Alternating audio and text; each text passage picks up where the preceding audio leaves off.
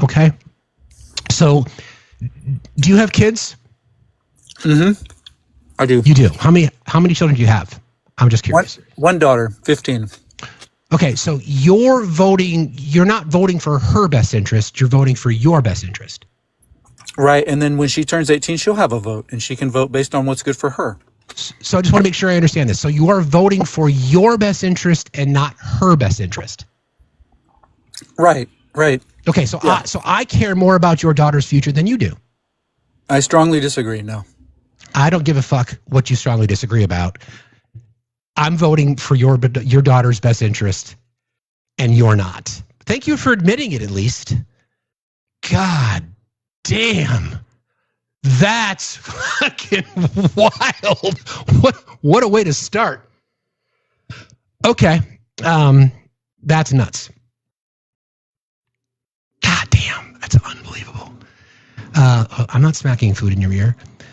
Okay. So we were just talking about how we need to make sure that we're staying focused on the Epstein story, because it's not going to go away, because people like our previous guests obviously do not care that their Lord and Savior is a P3DO, does not care that they've either been lied to about him being on the list or lied to the fact that there is a list.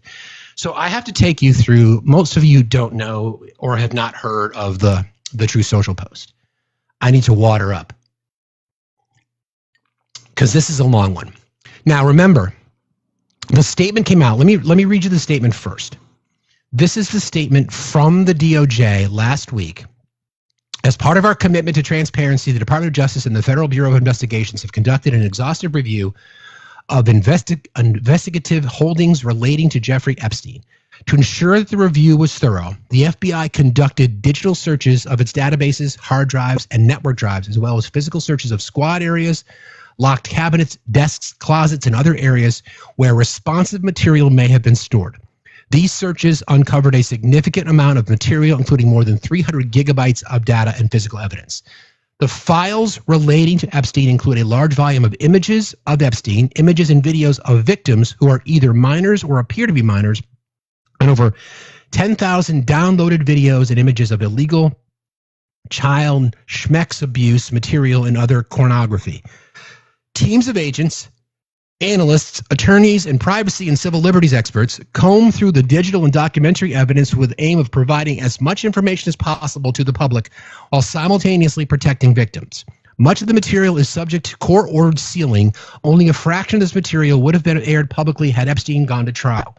As the seal served only to protect victims and did not expose any additional third parties of allegations to legal wrongdoing, through this review we found no basis to revisit the disclosure of these materials and will not permit the release of child porn.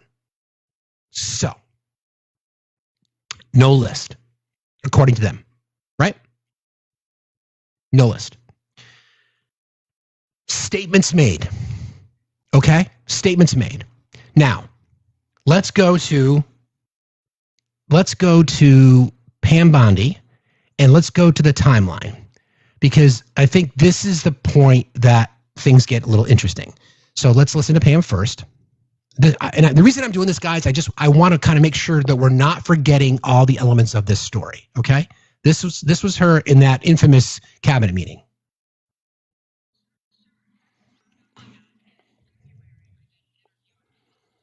Yes, we know. It's this one.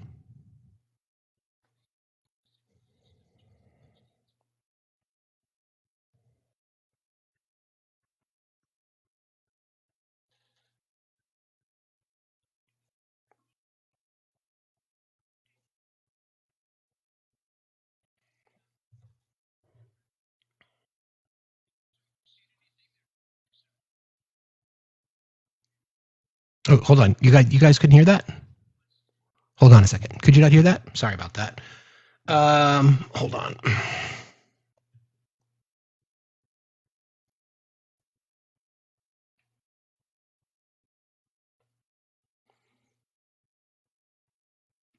The DOJ may be releasing the list of Jeffrey Epstein's clients?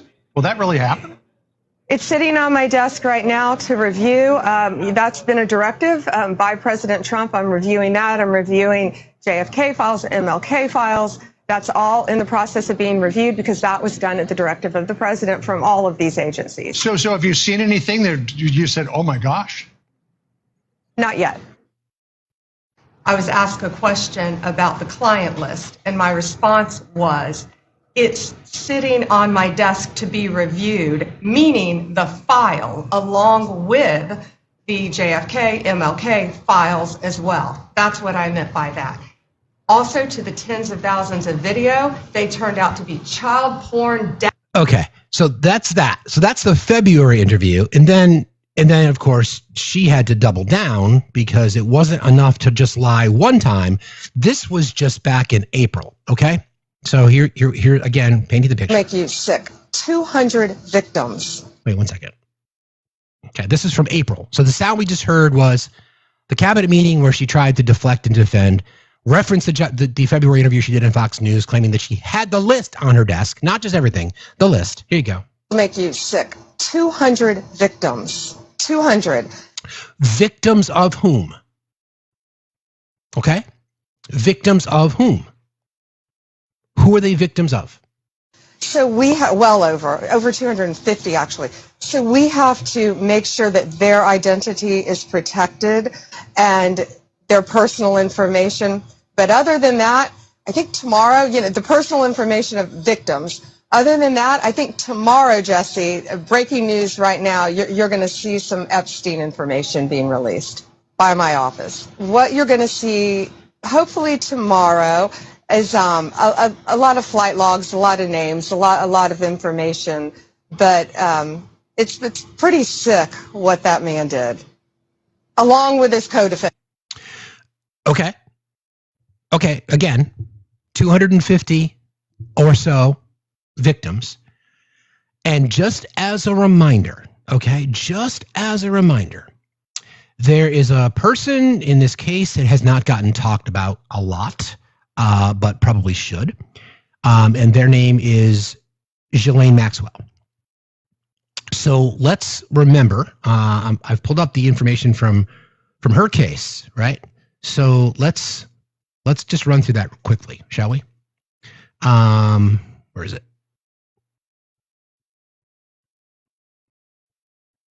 Hang on, stand by. Okay. So in December of 2021, Ghislaine Maxwell was convicted on multiple federal charges related to her role in Jeffrey Epstein's trafficking network. Maxwell was found guilty on all 5 counts, including trafficking of a minor, transporting a minor with intent to engage in illegal sexual activity, and conspiracy to commit those crimes. She was acquitted on 1 count of enticing a minor. In June of 2022, sentenced to 20 years in prison. The conviction and sentence were upheld by the U.S. Court of Appeals in September of 2024. Maxwell has appealed to the Supreme Court. Convicted on trafficking. You traffic someone to someone else. Therefore, there is a client list that we know exists and that we know that Donald Trump is likely on it because of, you can draw your own conclusions. As Epstein's close associate, Maxwell recruited and groomed underage girls for his abuse. Serving as a key figure in the operation, she was the only person convicted in relation to his trafficking ring. Again, arrested in July of 2020 in New Hampshire, denied bail for flight risk and financial opacity, and then convicted by a New York judge after a high-profile trial. Maxwell's attorneys argue Epstein's 2007 non-prosecution agreement, which we'll get to in just a second, should have shielded her, but appeals court rejected this. She is serving her term at the low-security FCI Institute in Holding Center, jail in Tallahassee. Activities include running yoga, Pilates, and translating legal documents for inmates. She's part of one of the most notorious trafficking rings, at least in our history. Hundreds of victims, and she gets to run, play, have Pilates, do yoga, and meanwhile, people are just getting picked up off the street and just tossed in alligator Alcatraz. Maxwell's offered to testify before Congress about Epstein's network, although it's unclear if this will happen. Okay. President Trump reportedly considered pardoning her, but declined amid political backlash. Maxwell has since sought clemency. There's reporting from the Daily Beast that he did, in fact, held talks about pardoning her. Would have been a preemptive pardon because there was no conviction yet, right? Or no, the trial was happening. Actually, she was convicted, but the sentence didn't happen. So that would have been interesting, right? So this is a story from the Daily Beast. President Trump weighed pardoning Ghislaine Maxwell for fear that she would spill secrets about his decades-long friendship with convicted child predator Jeffrey Epstein. Maxwell, 63, was arrested by the FBI in July 2020 for allegedly helping Epstein run his trafficking ring, luring and grooming young girls into a web of abuse. Trump grew very wary and began asking, quote, what could she say? What would she say? Author Michael Wolff said on the Daily Beast podcast, Trump and Epstein had been friends since the 1980s. Wolff described them as two guys joined at the hip for a good 15 years. They did everything together. The Trump biographer told host Joanna Coles, quote, and this is from sharing, pursuing women, hunting women, sharing at least one girlfriend for at least a year, and this kind of rich guy relationship with each other's planes. He added, I dare say they kind of loved each other. These were brothers in arms for a very long time. Their friendship reportedly unraveled in 2004, however, during a bidding war for a Palm Beach waterfront mansion. When it became clear that Maxwell, who became romantically linked to Epstein in the early 90s, would be brought to trial on trafficking charges, Trump mulled using his executive powers to pardon her, according to Wolff. Trump's inner circle pushed back on the idea, however, warning him that it would blow up in his face. Quote, everybody around him was kind of like, God, we hope she won't say anything, but we really hope he doesn't pardon her. Trump then in his first term didn't go through with the pardon, but when asked about Maxwell's looming trial, he struck an oddly sympathetic tone. I just wish her well, frankly. I've met her numerous times over the years, especially since I lived in Palm Beach, and I guess they lived in Palm Beach. I wish her well, whatever that is. You wish her well. You wish someone who was charged and convicted of trafficking young girls. You wish her well. You wish her well. I'll say that again. You wished her well and considered pardoning her. And the president of the United States goes out in front of his masses and tells them that he hates Democrats. And the Democrats are a threat to America. And we're the vermin, and the left are vermin, and we're the enemies from within. Right? But yeah, we're going to pardon her. Reach for comment, Trump's communications director, Stephen Chung, said, Michael Wolff is a lying sack of shit and has been proven to be a fraud. He routinely fabricates stories originating from his sick and warped imagination, only possible because he has a severe and debilitating case of Trump derangement syndrome and that has rotted his peanut-sized brain. A senior White House official told the Daily Beast that there have been no conversations regarding a pardon for Maxwell and that none will take place. Maxwell, who did not testify during her trial in New York, was eventually convicted on 5 of 6 federal charges, including trafficking of a minor. A leaked Department of Justice memo revealed Sunday that the Trump administration has essentially closed the book on Epstein, who died in jail, concluding that he was neither unalived nor maintained a client list of powerful elites. Okay. All right. So here's the problem, right? This is a bigger problem. Let me just check real quick. Don't forget, guys, we are crowdfunded. If you want to support us, the goal today is $200. Also, you can do so by going to all the various things with the various different colors and the P and the V and the C. They're all right there. Thank you. I'll thank you in advance. All right. So the problem is that the president can't keep his mouth shut. When you have your Department of Justice, and somebody's going to take the fall, and like I said, I think it's going to be Pam Bondi, because MAGA will have no issues with a woman being embarrassed and thrown to the curb, because that's how they treat the women in their lives anyway. And we already know from our first guest today that he doesn't give a shit about his kid. He only cares about himself. Good to know, because I care more about your daughter than you do. All right, so this is the statement. So many of you have heard this. This is a doozy. I'm just going to read it for you. This was yesterday or Saturday. This is from the Truth Social account of the Trump who's been ratioed big time. More comments than likes on this particular post. The first time it's ever happened. What's going on with my boys and in some cases gals? They're all going after Attorney General Pam Bondi, who is doing a fantastic job, in all caps. We're on one team, MAGA, and I don't like what's happening. We have a perfect, all caps, administration, the talk of the world, all caps, and selfish people are trying to hurt it, all over a guy who never dies, Jeffrey Epstein. For years, it's Epstein over and over again. Why are we giving publicity to files? Here's the tell. Why are we giving publicity to files written by Obama, Crooked Hillary, Comey, Brennan, and the losers and criminals of the Biden administration? If that's not him saying, "Oh yeah, there's a list," why would you be talking about? Why are we giving publicity to files written by Obama, Crooked Hillary, Comey, Brennan, and the losers and criminals of the Biden administration, who conned the world with the Russia hoax, 51 intelligence agents, the laptop from hell, in all caps, and more? They created the Epstein files.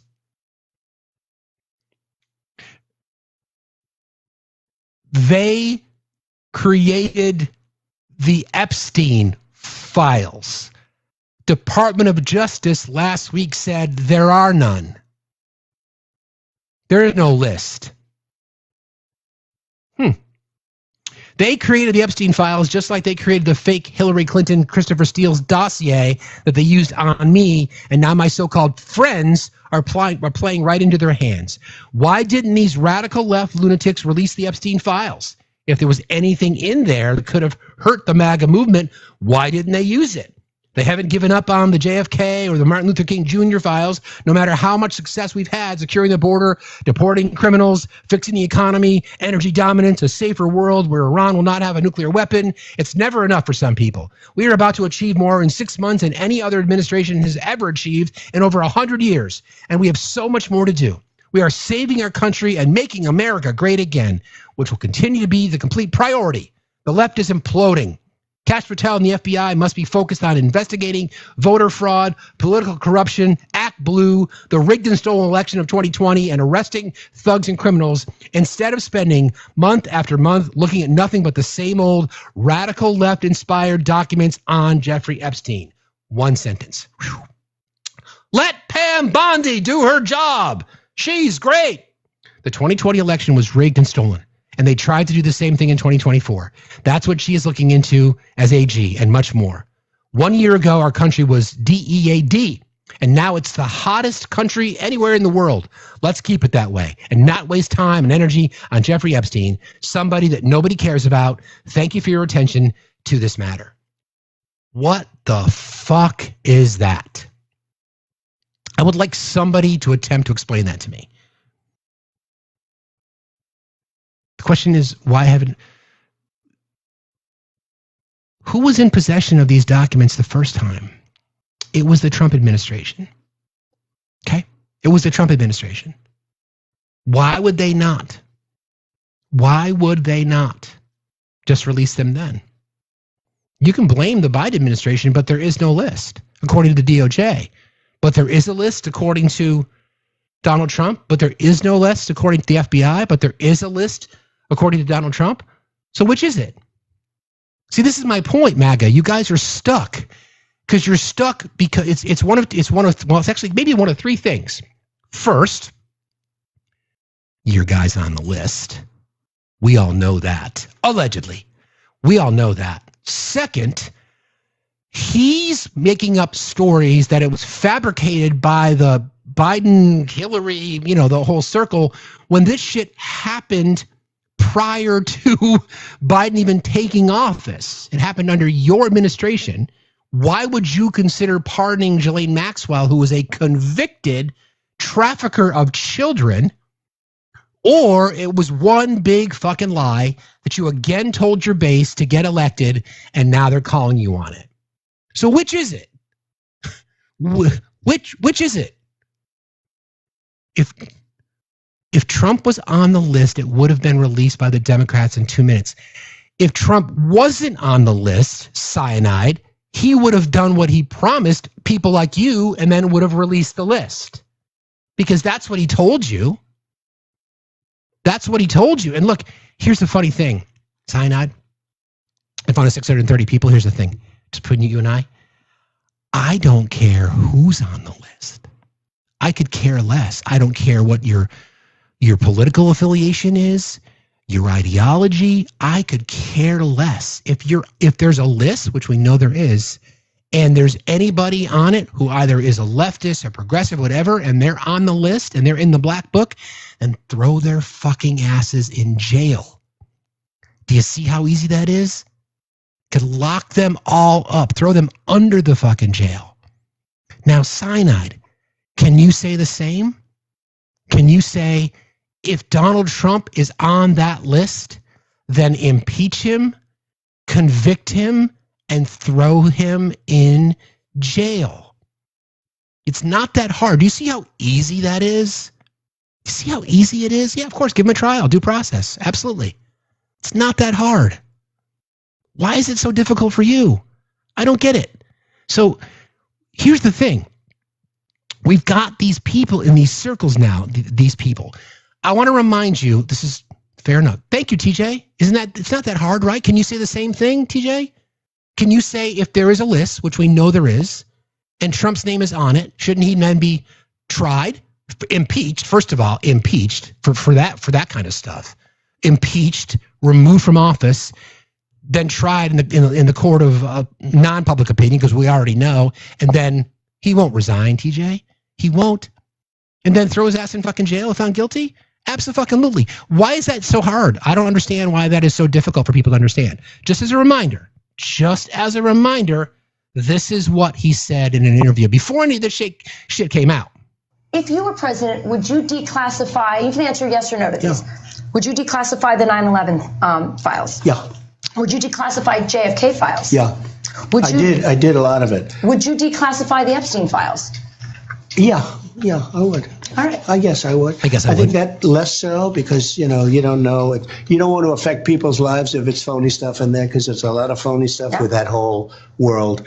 But I think I would, or at least... Do you think that would restore trust? Help restore trust? Yeah, I don't know about Epstein so much as I do the others. 9/11, yeah. JFK. Yeah, exactly. 9/11, yep. JFK, yeah. Epstein, yeah, maybe.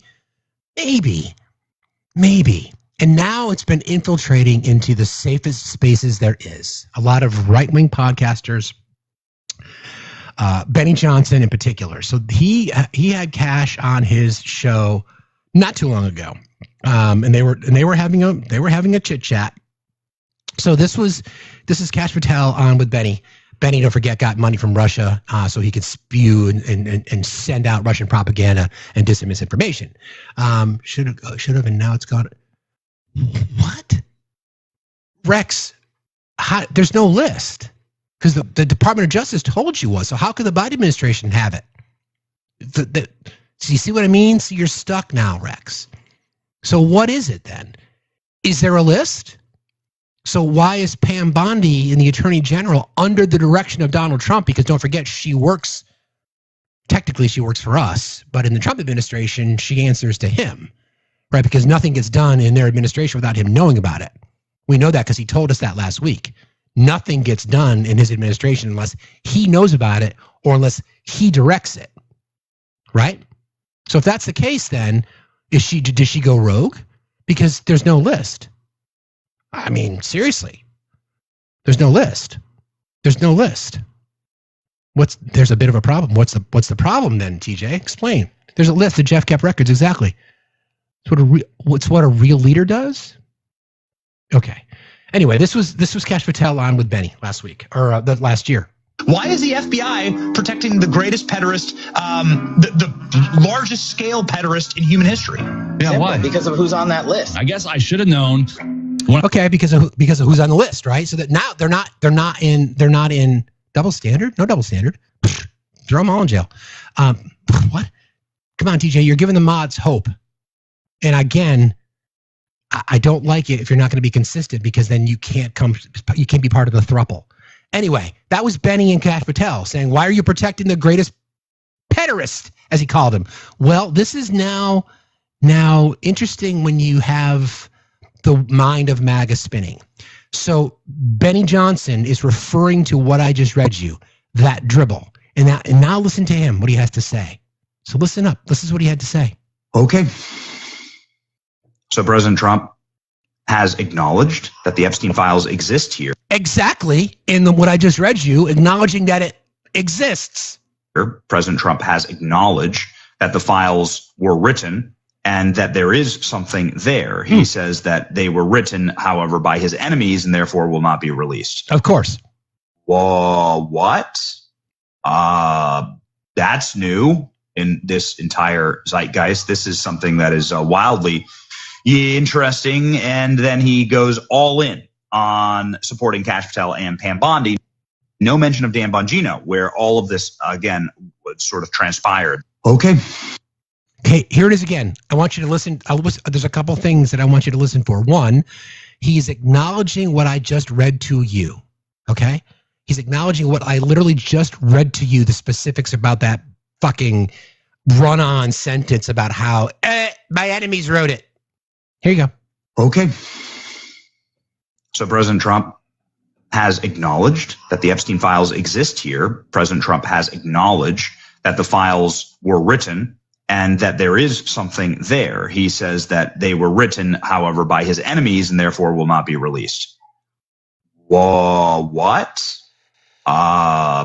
That's new in this entire zeitgeist. This is something that is wildly interesting. And then he goes all in on supporting Kash Patel and Pam Bondi. No mention of Dan Bongino, where all of this, again, sort of transpired. Okay, so don't forget, somebody just mentioned this, so I can mention this. Don't forget, there was this big hubbub where there's a lot of right-wing influencers that were brought into the administration, into the Oval Office, into the West Wing of the White House early on in the Trump administration. They were given binders in this big publicity move, right, that says, oh, we've got the Epstein files right here. So you guys are going to have to square this in your head. And this is going to be difficult. You've got the Department of Justice. I've got one more thing that I want to read to you, and I think it's critical for this exercise. This is a letter sent from Pam Bondi, the Office of the Attorney General, February the 27th, 2025, to Director Kash Patel. Okay, this is from Pam Bondi, has her signature on it. This is what she wrote. Dear Director Patel, again, February the 21st, this is 6 days after she went on Fox News and gave the statement that I've got this. It's on my desk. I've got the client list. It's on my desk. I've got it. Okay? 6 days after that. And then a month and a half before she went and doubled down in April to the same thing, that I've got the client list. It's coming out tomorrow, Jesse. Stay tuned. Breaking news. I played that sound for you. Dear Director Patel, before you came into office, I requested the full and complete files related to Jeffrey Epstein. In response to this request, I received approximately 200 pages of documents, which consisted primarily of flight logs, Epstein's list of contacts. I received approximately 200 pages of documents, which consisted primarily of flight logs, Epstein's list of contacts, and a list of victims' names and phone numbers. I repeatedly questioned whether this was somebody just trolled by that said, you Democrats can't let this shit go. My guy, your boy is still talking about the 2020 election. So I tell you what, when he stops talking about that, we can mark that as a 5-year window, which gives us another 5 years at least to talk about this. So shut the fuck up. Thank you. I repeatedly questioned whether this was a full set of documents. Again, 200 pages of documents, which consisted primarily of flight logs, Epstein's list of contacts, and a list of victims' names and phone numbers. I repeatedly questioned whether this was the full set of documents responsive to my request, and was repeatedly assured by the FBI we had received the full set of documents. late yesterday, that would have been February the 26th of this year, I learned from a source that the FBI field office in New York was in possession of thousands of pages of documents related to the investigation and indictment of Epstein. Despite my repeated requests, the FBI never disclosed the existence of these files. When you and I spoke yesterday, you were just as surprised as I was to learn this new information. By 8 a.m. tomorrow, February the 28th, the FBI will deliver the full and complete Epstein files to my office, including all records, documents, audio, video, and materials related to Jeffrey Epstein and his clients. Regardless of how such information was obtained, there will be no withholding or limitations to my or your access. The Department of Justice will ensure that any public disclosure of these files will be done in a manner to protect the privacy of victims and in accordance with law, as I have done my entire career as a prosecutor. I'm also directing you to conduct an immediate investigation into why my order to the FBI was not followed. You will deliver to me a comprehensive report of your findings and proposed personnel action within 14 days. I appreciate your immediate attention to this matter. It's important. I know that we are both committed to transparency for the American people, and I look forward to continuing to work with you to serve our president and our country. Now you've got that letter in your head, okay? I got 200 pages of materials, client list, boom, boom, boom, there's the list. This again was Pam Bondi, April of 2025, month and a half after that engagement on Fox News. This will make you sick. 200 victims, 200. So we have, well over 250 actually. So we have to make sure that their identity is protected and their personal information. But other than that, I think tomorrow, the personal information of victims. Other than that, I think tomorrow, Jesse, breaking news right now, you're going to see some Epstein information being released by my office. What you're going to see, hopefully tomorrow, is a lot of flight logs, a lot of names, a lot of information. But it's pretty sick what that man did, along with his co-defendant. Okay, so there's the whole game, friends. That's the whole game. So the question for you, MAGA, for those of you that are chirping in the chat, this is the question for you. You can try to find somebody to blame if you want to. You can literally try to find somebody to blame. And I know it's going to be easier for you to go, what about Biden? I know it's going to be easier to try to do that. But this is the question I'm going to ask you, okay? Just between you and me. Just between you and your boy, okay? It's really simple. Trump's on the list, and MAGA is freaking the fuck out because they know. And Pam Bondi and Kash Patel and Dan Bongino and others have been running on this lie for years that the Epstein list includes Democrats and liberals and people in the entertainment industry. If it does, throw them all in fucking jail too. But your boy is on it. Otherwise, why wouldn't the list go out? Pam Bondi tells you there is none. Dan Bongino threatened to resign, didn't show up to work on Friday. Threatened to resign over this. Okay? There's the problem with your circumstances right now. So I've got a few more things I want to get to, and then today we're going to talk about how our country is beautiful because of immigration. Our country is vibrant, alive, colorful, cultural, advanced, and significant in the world because of immigrants. And we're going to talk about that in a little bit. I do want to close the loop just on a few things. Now we know all this information. We know all this. Do you hear that Jane wants to testify? I know. Yeah, she's been asking to testify in front of Congress for a very long time. Do you think Republicans are going to let her testify? Hell no. Hell no. They're not going to let her come in and testify. There's no freaking way they're going to do that. Absolutely not. We'll see what happens. We'll see what happens if Democrats win the House. We'll see. Okay, so I'm gonna just kind of give you a little bit of the timeline between the relationship between Mr. Trump, Mr. Epstein, and then people involved. And I'm just asking you, if you're new to this and you're new here and you don't like the fact that, you got some gray-haired, handsome devil, very humble, talking to you about how Trump is a freaking P3DO. I know you don't like it, but I don't give a fuck if you don't like it, because we're going to talk about it, because you guys are going to run and hide from it. So let's go back in time a little bit, and let's look at their history. Real quick, let me thank you. Oh, there's another $2 challenge I've been thrown. Actually, it's a $3 challenge. Thank you to Jen. Thank you, Jen. Appreciate you. You're very kind. Jen writes, he's on the list. Yeah, I would agree. I would agree. Thank you, Kate, for being wonderful. Thank you for your $5. Thank you, Cookie. I'm all about joining any train, even a money train. Challenge thrown. The challenge has been thrown down. $3 is the goal. So thank you guys very, very much. I appreciate you. You can find my various things on the various spaces. So let's adjust this real quick. Okay. Okay. All right. So I just want to go through. I want to go through some of the connections in case I don't want people to lose this. I don't want folks to ever have this go out of their mind, because everything that the Trump administration is trying to do, they're trying to erase history, and we cannot let them. If we lose energy over this, that's by design. They'll continue to distract us. Got some news that I just saw, some breaking news regarding was that a directive that I just saw from the administration to Russia? Mods, you see a breaking news alert come down? We can talk about that in a moment. All right, stand by. Tapping is clapping, friends. Sharing is caring.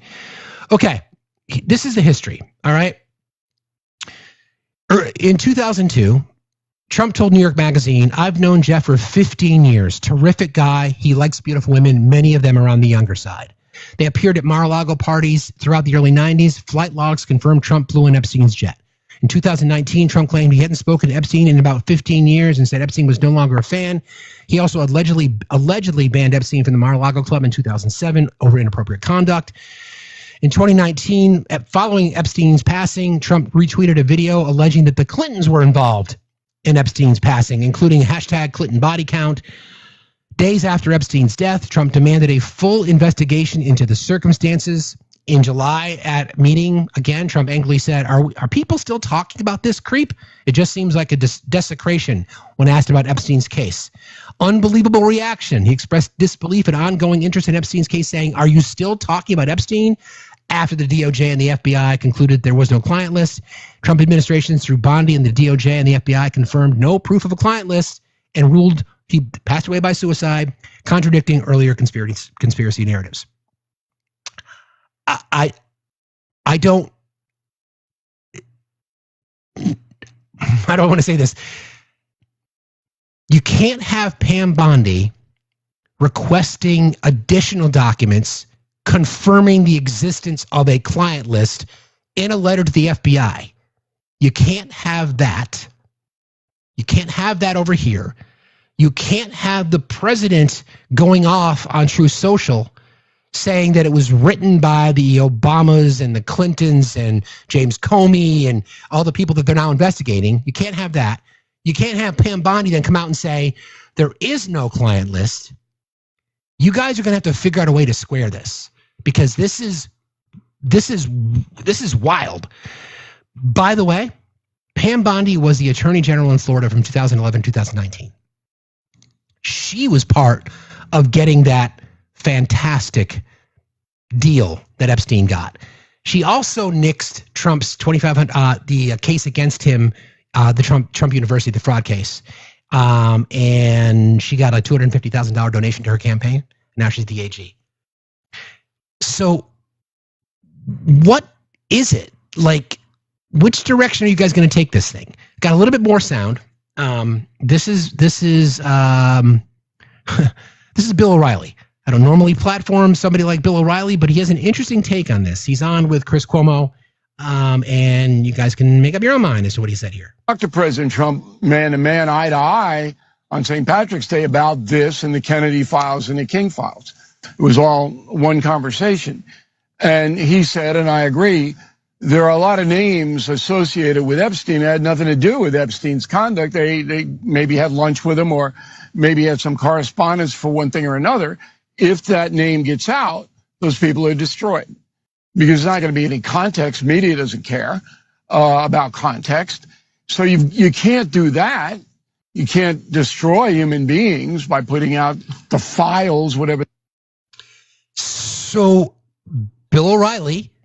So the only people now that are saying that there is no list is Pam Bondi. She's the only one. So who the fuck are we protecting? You know how we always say, well, God, there's got to be a moment that we all come together. Okay, if this is it. So, MAGA, we ain't scared. Release the list. Why aren't you demanding that? Release it. Release the list. Hashtag release it. What are you afraid of? I've literally seen people in right-wing spaces saying things like, Trump is such a great American that he's willing to accept the embarrassment and anger from his base so that he can protect other people that he doesn't even like. There are people that are actually saying that shit. All we are asking is you guys promise this for us. It's just like I was going to get the Red Ryder BB gun for Christmas, and it didn't show up because I didn't want to shoot my eye out. But I was promised it. I was promised I was going to get it. We were promised we were going to get the list. We were promised we're going to get the MLK list. We're promised we're going to get the JFK files. We're promised we're going to get the Epstein list. You guys ran on it. You ran on it. You ran on transparency. You ran on it. Again, the last sentence of Pam Bondi's note to Kash Patel. This was her letter dated February the 27th, 2025, Office of the Attorney General to Director Patel, the Director of the FBI. I appreciate your immediate attention to this important matter. I know that we are both committed to transparency for the American people, and I look forward to continuing to work with you to serve our president and our country. So again, all we are asking is release the fucking list, because you know it's there. I know it's there. Trump knows it's there too. Okay. Just to kind of close this out. DOJ may be releasing the list of Jeffrey Epstein's clients. Will that really happen? It's sitting on my desk right now to review. From the beginning. DOJ may be releasing the list of Jeffrey Epstein's clients. Will that really happen? It's sitting on my desk right now to review. Sitting on my desk right now to review. This is what Pam Bondi said in response to that. She referenced that interview. That's what she referenced. She said, again, just so we can level set one more time, this is what she had to say. The DOJ may be releasing the list of Jeffrey Epstein's clients. Will that really happen? It's sitting on my desk right now to It's sitting on my desk right now to review. The client list. It's sitting on my desk right now to review. Again, back to that letter. This is the letter to Kash Patel. I received approximately 200 pages of documents which consisted primarily of flight logs, Epstein's list of clients, and a list of victims' names and phone numbers. Ghislaine Maxwell is in jail for trafficking. What was she trafficking? Minors, girls. Who was she trafficking them to? We don't know, but those people that she was convicted of trafficking, those people would be clients. Therefore, there's a list. And Pam Bondi's response to that interview was this. This is some fucking shit, man. This is some gymnastics. Sure. First, to back up on that, in February, I did an interview on Fox, and it's been getting a lot of attention because I said, I was asked a question about the client list, and my response was, it's sitting on my desk to be reviewed, meaning the file, along with the JFK, MLK files as well. Really, Pam? Is that what you said? Really? Let's just check that. Let's go to the tape, Jim. The DOJ may be releasing the list of Jeffrey Epstein's clients. Will that really happen? It's sitting on my desk right now to review. It's sitting on my desk right now to review. Now, I know that there's going to be some people who are gymnasticking in the comment. Well, that's what she meant. The whole stack of stuff. Had his sushi order. What color socks he likes. How many times he's got to refill his truck when he drives to Mar-a-Lago. Come on. And then this statement again. Sure. First, to back up on that, in February, I did an interview on Fox, and it's been getting a lot of attention because I was asked a question about the client list, and my response was, it's sitting on my desk to be reviewed, meaning the file, along with the JFK, MLK files as well. That's what I meant by that. Also, to the tens of thousands of video, they turned out to be child porn downloaded by that disgusting Jeffrey Epstein. Child porn is what they were. Never going to be released, never going to see the light of day. To him being an agent, I have no knowledge about that. We can get back to you on that. And the minute missing from the video, we released the video showing definitively the video was not conclusive. Okay, we showed the video, which was definitive, but the video was not exclusive. But the evidence prior to it was showing he committed suicide. And what was on that, there was a minute that was off the counter. And what we learned from Bureau of Prisons was every night, they redo that video. It's old, from like 1999. So every night the video is reset, and every night should have the same minute missing. So we're looking for that video to release that as well, showing that a minute is missing every night. And that's it on Epstein. Okay. I know she said it's definitive but not conclusive. Make it make sense. So that's the whole story, right? That's the whole story. You've got Pam Bondi is probably going to be the fall person for this, because you can't have the alpha bros, Dan Bonino and Kash Patel, taking any responsibility. Again, what I have are the flight logs and the client list. Even in this is, don't forget, that sound that I just played for you is after they disclosed that there was no list. Again, just listen to the first part of this. Sure. First, to back up on that, in February, I did an interview on Fox, and it's been getting a lot of attention because I was asked a question about the client list, and my response was, it's sitting on my desk to be reviewed, meaning the file, along with the JFK, MLK files as well. That's what I meant by that. Also, to the tens of thousands of video. You see what I mean? There's nowhere to go. You can't hide. So, all right, conspiracy theorists. I'm gonna play a little game with you. You guys ready? Okay, Maggie, you ready? Here we go. If you believe what Donald Trump wrote on Truth Social, if you believe that, let's see, where is it? It's a freaking long ass post. Okay. If you believe, according to him, that they being Obama, Crooked Hillary, Comey, Brennan, and the losers and criminals of the Biden administration, according to Mr. Trump in Truth Social, they created that. So if you believe that, then you should be demanding that evidence is released. Right? You're like, now your heads are like shaking. Like,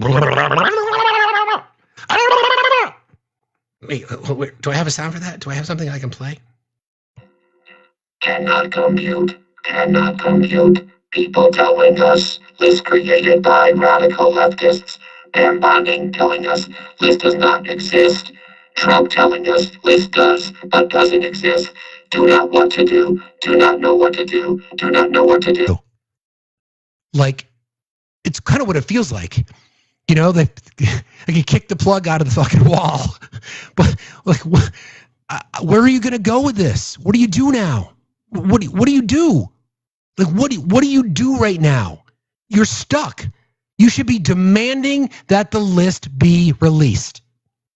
Why are you not? Why are you not demanding that it be released? Or is there no list? Which is it? What's up, Chris? How are you doing, buddy? Oh, it's Schrodinger's list. It exists and it doesn't exist at the same time. That's correct. You know, that's exactly right. That's exactly right. Before we get into Epstein, right? I just wanted to say something about the first guy you had up. It was going on about wages. Listen, the only way wages really are going to go up for the working class is unions, and Correct. Republicans are against unions. Plus, also in unions, there's no gender wage gap. But anyway, so that killed this whole argument. But as far as the Epstein list, what kills me with the whole thing is, why is it the fact that MAGA does not believe he's on the list, but believes you could tell him Elmo's on the list and they would believe it? Of course. And you look at his track record, not only as far as like the fact he wants to have sex with his daughter, the fact that he walked in on underage girls at his teen beauty pageant, the fact that he was a judge at a underage girl modeling agency pageant, which a lot of people don't talk about. Look up Face of the Year, because it's been very well reported on that with him and Casablanca and all that, but they don't believe him. And correct me if I'm wrong, Steve, there's only been 3 people who've been named in lawsuits involved in this outside of Epstein and Maxwell, were Prince Andrew, correct, Alan Dershowitz, correct, and Donald Jerkoff Trump. Correct. Those are the only 3, to the best of my knowledge, that have been named in any lawsuits. Yeah. And also what I can't fathom, what I can't fathom is, why haven't they just made some list up and released it without his name on it? Well, I've got reporting I'm going to read from the Wired magazine article that they believe that the video that they claimed was released that had that missing minute, that they say that video was, again, I'll just share with you the information from the Wired magazine. They said that was manipulated. So I heard it was washed like 3 times through a editing program. Yep, yeah. Heard the same thing. Yeah, so why haven't they released some made-up list without his name on it? Just put like Clinton's name on it and whoever else's name they want to, Tom Hanks, whatever, and release it. Sure, go for it. Well, they can't now. They're stuck now because now there's no list. Yeah. I mean, he admitted there was a list after Pam Blondies came out and said, "Well, there's no list." He went on, and I saw that truth, and I went, "What?" He just admitted he's on the list. Correct. But MAGA, they don't care. Dear leader they do not care. Dear leader said no. Although this one seems to be pissing them off. This one is going. I mean, of all things, we know that he is a predator. We know how despicable he is in regards to the things that he says about women. Now he wants to take Rosie O'Donnell's citizenship, which is wild. Anyway, just the fact that's going to be the thing that is going. It's not, in my opinion, Chris. It's not that he may be on this list. It's that MAGA will probably turn on him because they feel like they lied to him. They lied to them. It's not that he's on the list. It's not that he's a predator. It's not that he's a P3DO. It's not that he's assaulted girls. It's not that he was, again, allegations of raping a 13-year-old girl, right? That's not a deal breaker for them. It's just the fact that he may have lied to them. But he's lied to them the whole time he's ever run for anything. It's been nonstop. Of course. And another thing that should be brought up is we noticed where Maxwell was hiding out because she could blend in there. In New York. New Hampshire. Oh, yeah. That's a good point. See, another reason we want to say. It's a good point, my friend. That's a really good point. So where libertarians go to die. Exactly right. Exactly right, dude. I appreciate that. That's a good point. I appreciate you, brother. Thanks for being here. All right, Steve. Take care, buddy. Go Sox. See ya. Go Sox. It's right though, right? I mean, we're in this spot right now. And by the way, hold on a second. I want to thank people are hopping on the train. Thank you, Savage. Appreciate you. The $3 challenge has been thrown down. Also, thank you to Sarah, hopping on the $3 train, and thank you, Carol, for all you do. Thank you very much, Carol. We're now down. Guys are helping knock this down today. Appreciate you guys very much. Thank you. Okay. Who's requesting? Bring up Rusty real quick. Hey, buddy. Hello. I just wanted to say that P3DO is the worst Star Wars droid ever. Definitely. I don't want to see that special. Just, Nope. Here's Nor do R2D2 and P3DO. No. No. Don't want to, certainly don't want to have that as your, definitely not. Definitely No, not. and I did see a headline this morning. I don't know if you'd heard the nickname. I mean, I know you saw the story about Gavin Newsom calling Stephen Miller a cuck. Yep, saw that. I had been referring to Stephen Miller as Timu Goebbels, but now I've seen Pee Wee Goebbels, and I think that's even funnier. Yeah, I agree. It's true. So, but yeah, this I'm really wondering how many times have we said over the last now almost decade, this is the thing that brings him down. This is the thing that ends it. I know. I mean, of all things. I mean, well, it's going to be weird. Like I've been trying to figure this out. It's not going to be that they care that he assaulted women or girls, because that information has existed before. It's not going to be that they cared about that. It's if it's going to be anything, it's going to be that you told us that you were going to release this so that we could blow the cover off the deep state, and now you're not. They're not going to think that he's on it. They're just going to think, why didn't you tell us? You said you have it, and now you don't. 3 people, you're telling us there is a list. Benito and Patel are telling us that there's a list. Everybody's telling us there's a list except for Pam Bondi. So why are we not getting it? That's the weird part, to me at least. Yeah, and why in the world this excuse of, he's protecting his enemies? Since fucking when?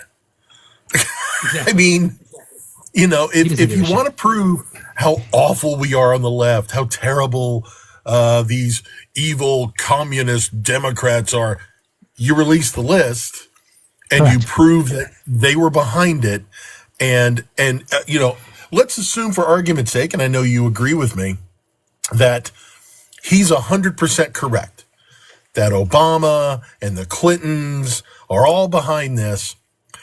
Prove it, send them to jail. Correct. I agree. Prove it, send him to jail. It would break my heart. It would infuriate me to no end, but do it. Do it. But he's not going to, because he's fucking lying. He can't. He can't. There's no. Yeah. They just want. They want this to go away, which is why we're not going to let it go away. Which is why it can't go away. Which is why we bring up J6, because that can't go away either. Which is why we bring up the Access Hollywood tape, because that can't go away either. Which is why we remind people the fact that he said he had sex in common with his daughter. We have to remind people of that as well. These things are real. They're going to do everything they can. They, being the right-wing echo chamber and his sycophants and his cult followers, are going to do everything they can to try to make that all go away. We're not going to let it. We're not going to let it. I completely agree, brother. Completely agree. Thank you, buddy. Appreciate you. You Talk to you later. Talk to you later. Peace. All right, bye. I found this audio, and I forgot all about this. Okay, I forgot all about this. Some of the most egregious and ridiculous and horrible things that that Trump has said, he has said when he's been on with Howard Stern. Here's another example. What do you think of Lindsay Lohan, Howard? I think she's hot. There's something there, right? Yes. But you have to like freckles. I've seen a close-up of her chest. Yes. And a lot of freckles. Are you into freckles? By the way, 16 when he said this. 16 years old when he said this about Lindsay Lohan. She was 16. If the father's a wreck like the way he is, right? You imagine the sex with this troubled Yeah, you're probably right. She's probably deeply troubled and therefore great in bed. Back in the day. How come the deeply troubled women? Yes. Deeply, deeply troubled. Right. They're always the best in bed. So there you go. Wild, right? They are, though. What are? Like deeply troubled women with daddy issues are like the best chicks in bed. He's not wrong. Get the fuck out of here.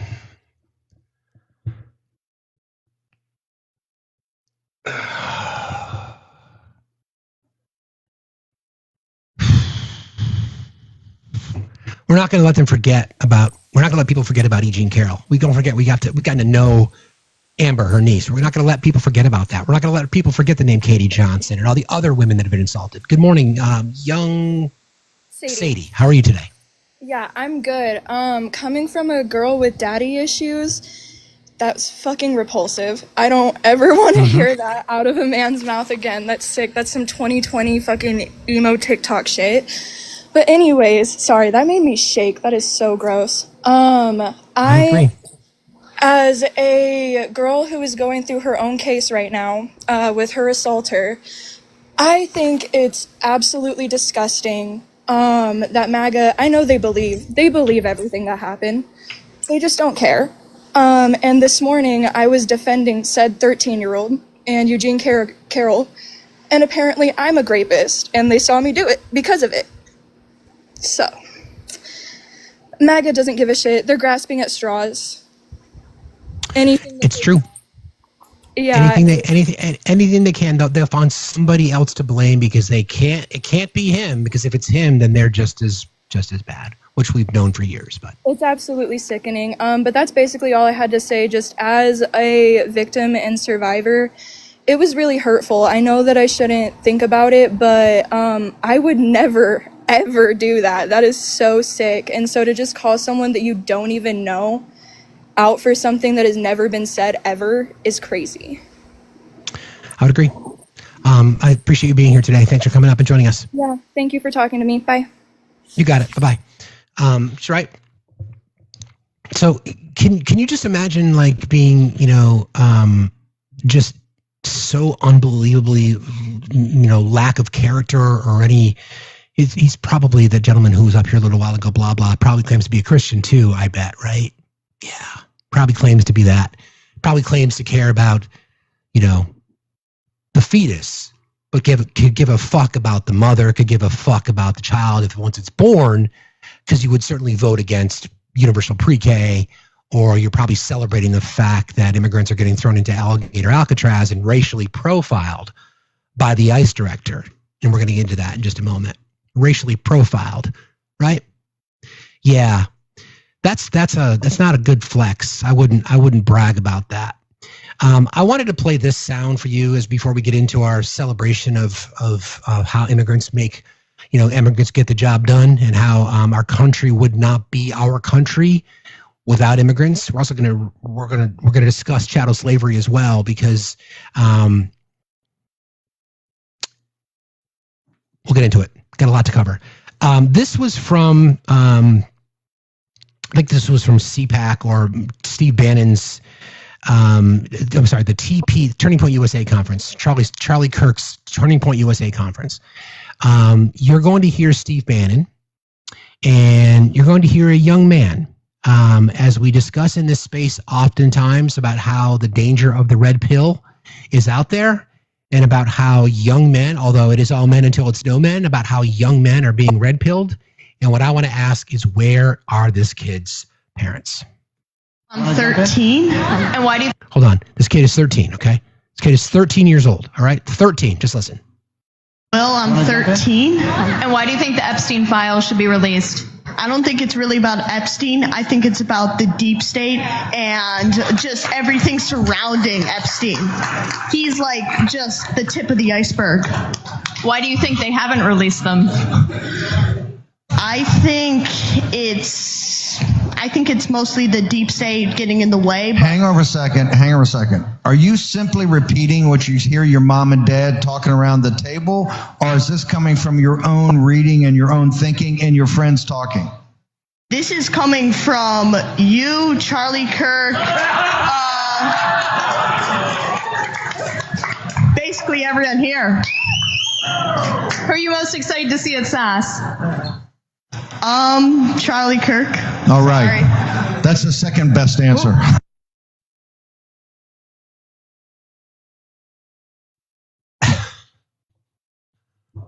13 was actually a young boy, Blue Betty. 13 years old. 13 years old. I get my news from Charlie Kirk. It's the deep state. It's not Epstein. It's the deep state.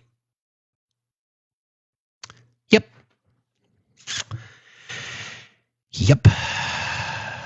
So a little bit more from the right-wing space as it relates to Epstein. They're trying to figure out what their talking points are. I don't even know who this chucklefuck is, but he joined Laura Ingraham, the obtuse angle. I don't exactly know who he is. I'll find out for you, but this is just more of the same. Tom, he sounded pretty definitive there. So what changed? I think they decided for political purposes they didn't want to include the individuals who were on these lists and put them in the public domain. And they were concerned that some of them may not have done something warranting the disclosure. I mean, that's the most charitable interpretation. But there is a list. There's no doubt. Yeah. I mean, they talk about in the memo they wrote, well, there's no incriminating client list. Well, what does that mean? Yeah. I want the non-incriminating client list. And of course, a client list is a term of art, right? Where are his associates? Where is the list of contacts? And we asked under our FOIA lawsuit, Pam Bondi, give us the documents that you say you were looking at. Give us documents about the release of these documents. You said the FBI was obstructing the release. Correct. They came back to us and said, we have nothing. Make up your mind. Can't have it both ways. And remember, and then this is the last little bit of... but I wish her well. This is the last bit of sound that I'll play for you. This is Mr. Trump in regards to a convicted trafficker of young girls. Maxwell is in prison. I don't know. I haven't really been following it too much. I just wish her well, frankly. But I wish her well. So that's how he speaks about, I guess at the time, accused sex traffickers. And then this is Donald Trump just last week. Not one Democrat voted for us, and they wouldn't vote only because they hate Trump. But I hate them too, you know that? So it's sort of, I really do, I hate them. Just to break this down. Yeah. Donald Trump wishes an accused, at the time, sex trafficker well. Yep. Mm-hmm. And then he says he hates half the country. Yep, he hates Democrats. Well, I wish you well, Naram. What the? So yeah, that's good to know, right? It's good to know that he's got his priorities in order. It's really good to know. I'm so grateful that he's looking out for us. They spend a little bit of time, thinking through things. And then don't forget, this is Kash Patel, and asked a question a while back. Any worse for Kash Patel? Who has Jeffrey Epstein's Black Book? Black Book. FBI. But who? That is that. I mean, there's. Oh, that's under direct control of the director of the FBI. That'd be you, Kash. You are the director of the FBI. Okay, so this is the last little bit of piece of. Well, I've got a few more pieces. I want to get into our topic today because, again, immigrants make America beautiful. This is Peter Doocy, of all people, really going to task. I'm going to say they're softball questions from Peter, but they're questions directed right at the president, and it's a variety of topics that he throws at him, and just listen to the answer. It's crazy. This is the guy who's got his finger on the button, friends. Do you think that the Chinese have been buying up all this farmland in our country so close to military installations? Well, I don't want to get into that. I have a very good relationship with President Xi. We're going to see, and I'm going to, they're going to be making a recommendation to me, but we have a very good relationship. As you know, they're paying a lot of tariffs to the United States now. And wait, we have a great relationship with China now? Oh, okay. So I'm not going to get into that right now. Okay. You said that you were not sure who ordered the munitions halted to Ukraine. Have you since been able to figure that out? Well, I haven't thought about it because we're looking at Ukraine right now and munitions, but I have not gone into it. What does it say that such a big decision could be made inside your government without you knowing? I would know. If a decision was made, I will know. I'll be the first to know. In fact, most likely I'd give the order, but I haven't done that yet. Yeah, please. Wait, what? You would be the first to know. You would give the order. So then that would imply then, Mr. President, that the buck would stop with you, correct, Mr. President? So therefore, you should just be able to direct your attorney general to release the list because you claimed in your True Social post that it was written by the deep state. So if that's the case and you're the man, then just fucking release it. Okay, maybe not. Two Democratic senators now, Cory Booker and Alex Padilla, have a new bill out. They want to require CBP and ICE officers to have legible IDs. Okay. And they don't want CBP or ICE officers covering their faces. Would you ever sign that? So think about that for a second. So people who say that they back the blue, right? And you claim that you support law enforcement. Law enforcement should not be afraid if they're following the law to not have their faces covered. Why is that suddenly okay with these weak ass MAGA chuds that are trolling through the chat? So a common sense piece of legislation that they should have to identify themselves, right? Something wrong with that? Let's see what the president says. Well, they wouldn't be saying that if they didn't hate our country. Oh, and got they it. obviously do. I'm surprised that they would do it. Forgot about Knowing that. a little bit about them. I don't know them well. Right. But these officers are doing a tremendous job. Are They're they? great patriots. Patriots. If you expose them because of statements like have been made by Democrats and others on the left, right. usually, Right, mostly, right, I think right. probably exclusively. Forgot all about that. You put them in great danger, tremendous danger. And it's sort of funny when people picket in front of Columbia, in front of Harvard, and they have masks on, more than masks. Here we go. You can't see anything. Nobody complains about that. But when a patriot who works for ICE or Border Patrol puts a mask on so that they won't recognize him and his family. What? So they can lead a little bit of a normal life after having worked so hard and so dangerously. There's a problem with that. So they have this is the problem with the Democrats. They have a lot of bad things going on in their heads. An Iranian official who says you, President Trump, have done something that he can no longer sunbathe in Mar-a-Lago. As you lie there with your stomach to the sun, a small drone might hit you in the navel. It's very simple. Do you think that's a real threat? And when is the last time you went sunbathing anyway? It's been a long time. Wow. It's been a long time. I don't know. Maybe I was around 7 or so. I'm not too big into it. Yeah, I guess it's a threat. I'm not sure it's a threat, actually, but perhaps it is. Okay. That's again. I'm so excited to know that he's just really looking out for the things that are the most important in America.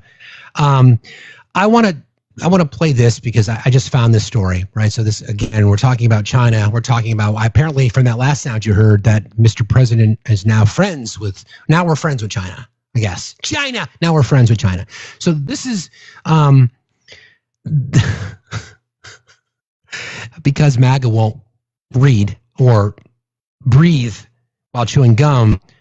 You guys are going to laugh at this story, okay? It's a very expensive form of energy. It's very bad for your beautiful surroundings. He's talking about wind. Plains and the valleys and the birds are dying all over the place. The whole thing is a disaster. They're almost exclusively made in China. Not that I have anything against China because I don't have a great relationship with President Xi, but I asked him, how many wind farms do you have? He makes them, but they don't have a lot of wind farms, I'll tell you, very, very few. And wind is tremendously expensive and is very ugly. Okay, so his claim is that China doesn't have any wind farms. Well, that's wild because if you were to go to, hold on, let me just do this real quick. Yeah, if you were to go to this article from Reuters entitled China Widens Wind Power Lead with New Generation Record. China's wind farms produce over 100 terawatts of electricity in March, the highest monthly total ever by a single country, as much as all of Europe and North America combined. The production total was 25% more during the same month in 2023 and helps extend China's dominant position as by far the world's largest renewable energy producer. China's output total in March was more than twice the generation in the U.S., the second largest wind producer, and nearly 9 times more than those produced in Germany, the number 3 producer. So, again, what was that? I want to make sure I heard you correctly, sir. Wind is a very expensive form of energy. It's very bad for your beautiful surroundings, the plains and the valleys, and the birds are dying all over the place. The whole thing is a disaster. They're almost exclusively made in China. Not that I have anything against China because I don't have a great relationship with President Xi, but I asked him, how many wind farms do you have? He makes them, but they don't have a lot of wind farms out there. Well, that's not entirely true. Nuh-uh. You're wrong about that, my guy. Do you honestly think that they don't make wind farms, or they don't have wind farms in China? Nuh-uh. You're wrong, friend. I'm sorry to tell you. Nuh-uh. You are just wrong about that. We've got the data to prove it. Nuh-uh. You can keep saying that all you want to, but we know that China produces more, and they are not only producing more products for the industry, but they also have more wind farms, which are generating more energy. Nuh-uh. You can keep saying that, but you just make yourself look stupid. Nuh-uh. I'm serious. Like, we could play this game all day, but you're just making yourself look really stupid. Nuh-uh. Okay, I don't know what to tell you, but maybe you should move on. Anyway, that's the president of the United States. Okay, that's who that is, who is completely fucking losing their mind. What is the caller, like 5? No, it's just sound. Nuh-uh. It's just a sound effect. Anyway, okay. Real quick, let me just check in over here. Thank you, guys. Appreciate you. All right. As I mentioned before, there was a headline that came through that Trump announced that a novel plan to send weapons to Ukraine. MAGA. Did you know that? Did you know that there was a pause that the president apparently didn't issue, and then got Pete Hegseth to kind of cringe at the table because he's the one who did it? And then you have Marco Rubio doing this, trying to defend it. This is wild. Earlier this week that you and the president were unaware that the Pentagon had made a decision to at least temporarily halt the arms shipments to Ukraine.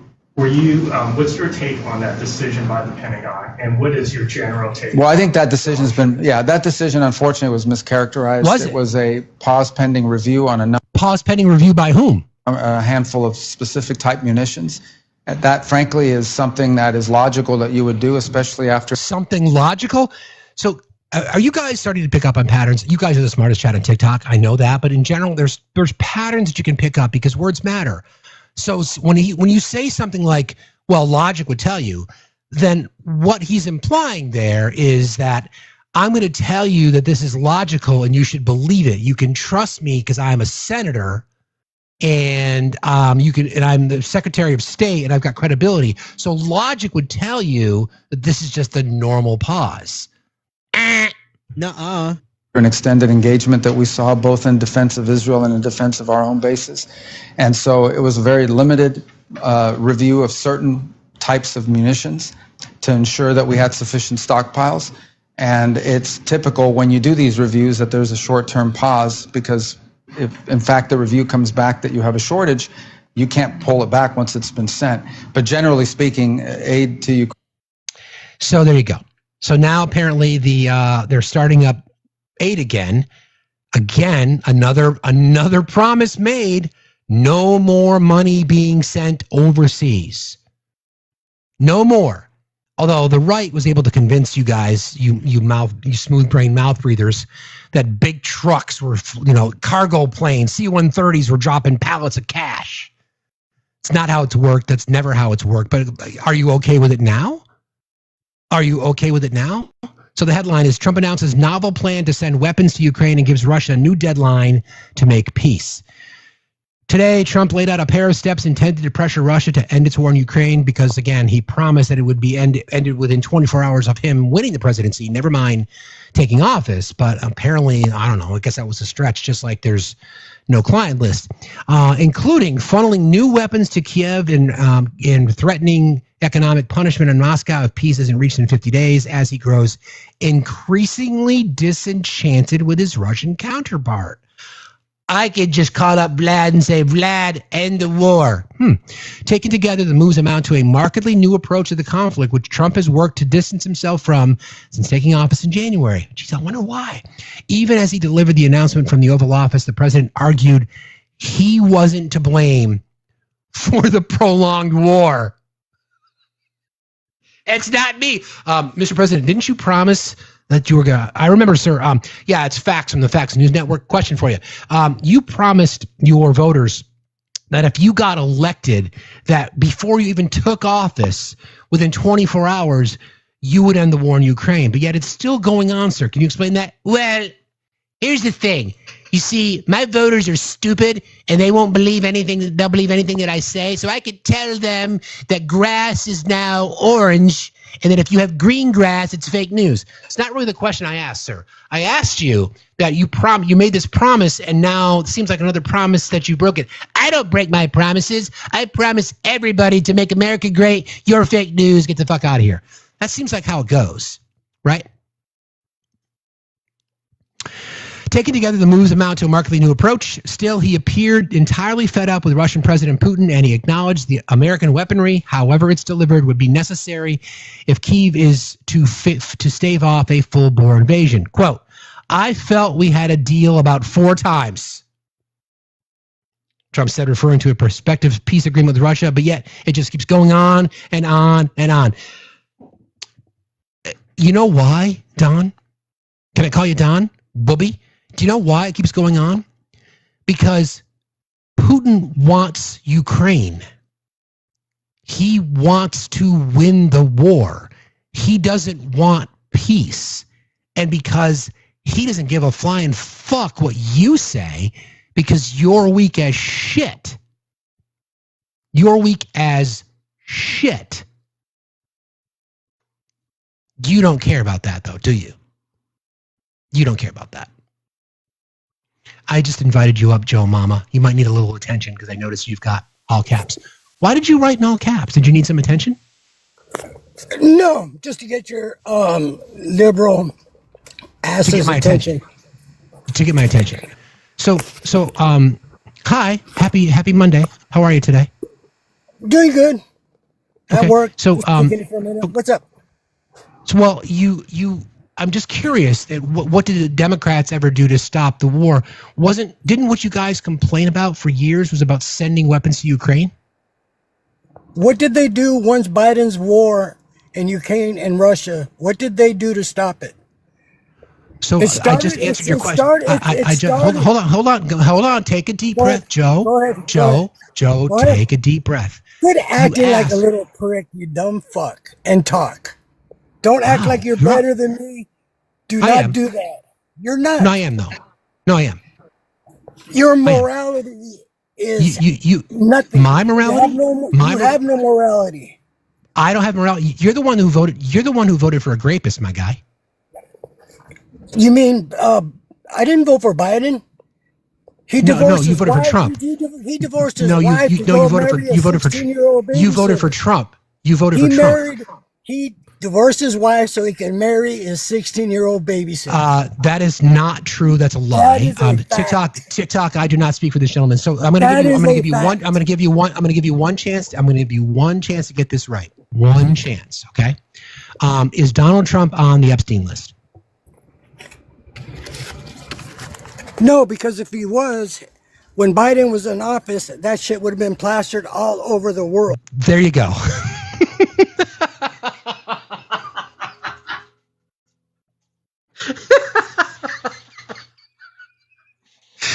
Wow. Holy fuck. Damn.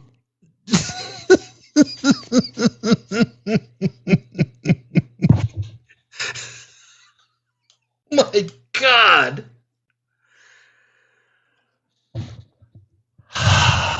What about Biden? All right. So here's back to the story. This is regarding Trump finally attempting to put some pressure on. I know you can't make it up, right? You cannot make it up. Trying to put some pressure on Russia because I don't know why the war just keeps going on and on. I don't get it. The plan the president unveiled Monday, which would see European nations purchase American weapons and transfer them to Ukraine, has been under discussion for months. Ever since Trump won last year's election and European officials quickly began deliberating on ways to sustain U.S. weapon shipments to Ukraine under a leader who had vowed to pull back American support. So what's going to happen now is the right is going to take elements of this story and they're going to call it true. See, Trump got Europe to provide more weapons. No. The Trump administration will be selling more munitions and supplies and resources to Europe, and then they in turn will provide those to Ukraine. So continuing to support Ukraine in its war against Russia. And our previous guest was like, what did Democrats do? The Democrats were providing resources, like, the same thing that Trump is doing now. Yeah, well, that's different. Biden started it. Biden married his 16-year-old babysitter. He did? What? That's wild. Okay. 8 months later, the president announced a plan during a meeting with NATO Secretary General Mark Rutte in the Oval Office. The president also laid out his new deadline for Russia, threatening trade consequences if no peace deal is reached with Ukraine within 50 days. We're going to do very severe tariffs if we don't have a deal in 50 days. Why haven't you done them now? Why haven't you done the tariffs now? Why aren't you imposing more sanctions? How about sanctions and not tariffs, my guy? How about just full-on sanctions? Okay. You'd call them secondary tariffs. You can call them whatever you want. White House officials clarified that when the president referred to secondary tariffs, he meant 100% tariffs on Russia and secondary sanctions on other countries that buy Russian oil. The U.S. conducts very little trade with Russia, making the secondary sanctions the piece with potentially the most bite. We'll see. I use trade for a lot of things, Trump said, but it's great for settling wars. Okay. Okay. That's fine. Okay. Hello, John. You want to try again? Yeah, sorry about the last time. I think we had a miscommunication or something, dude. Oh, no, we didn't. You just were wrong, and you wouldn't admit it. I'm sorry, man. So I had a question. I actually don't support anything happening with any of this. So I wanted to get your take on this. So you do support funding Ukraine, correct? I support defending. I support defending our ally in response to Russia's illegal invasion. Correct. Okay. So I'll just say this: I don't support the what we did to Iran, but I guess you could make the argument from your worldview that Iran and Russia are strategic allies, and Iran has been providing military support to Russia. So wouldn't that also be us helping support Ukraine? What? Yeah, Iran and Russia are military allies. Iran is. I would agree. Russia supports Iran. Iran supports Russia. So are you in support of Iran and Russia? No, not at all. I already made that claim. I'm not. I'm just asking you from your worldview. I don't. What's your point, John? Like, what is your point? Do you support Russia or do you support Ukraine? I don't support getting involved at all. We are involved because of why are we involved? Why are we involved? Yeah, I mean that's pretty simple. Kamala Harris went over to negotiate, and it's Kamala. No. Why? But why? No. Why are we involved? Yeah, because Russia decided to attack Ukraine. And there was a peace treaty. Hold on. There's a peace treaty on the table, and Boris Johnson and Harris said, hey, that's not good enough. And then Russia attacked.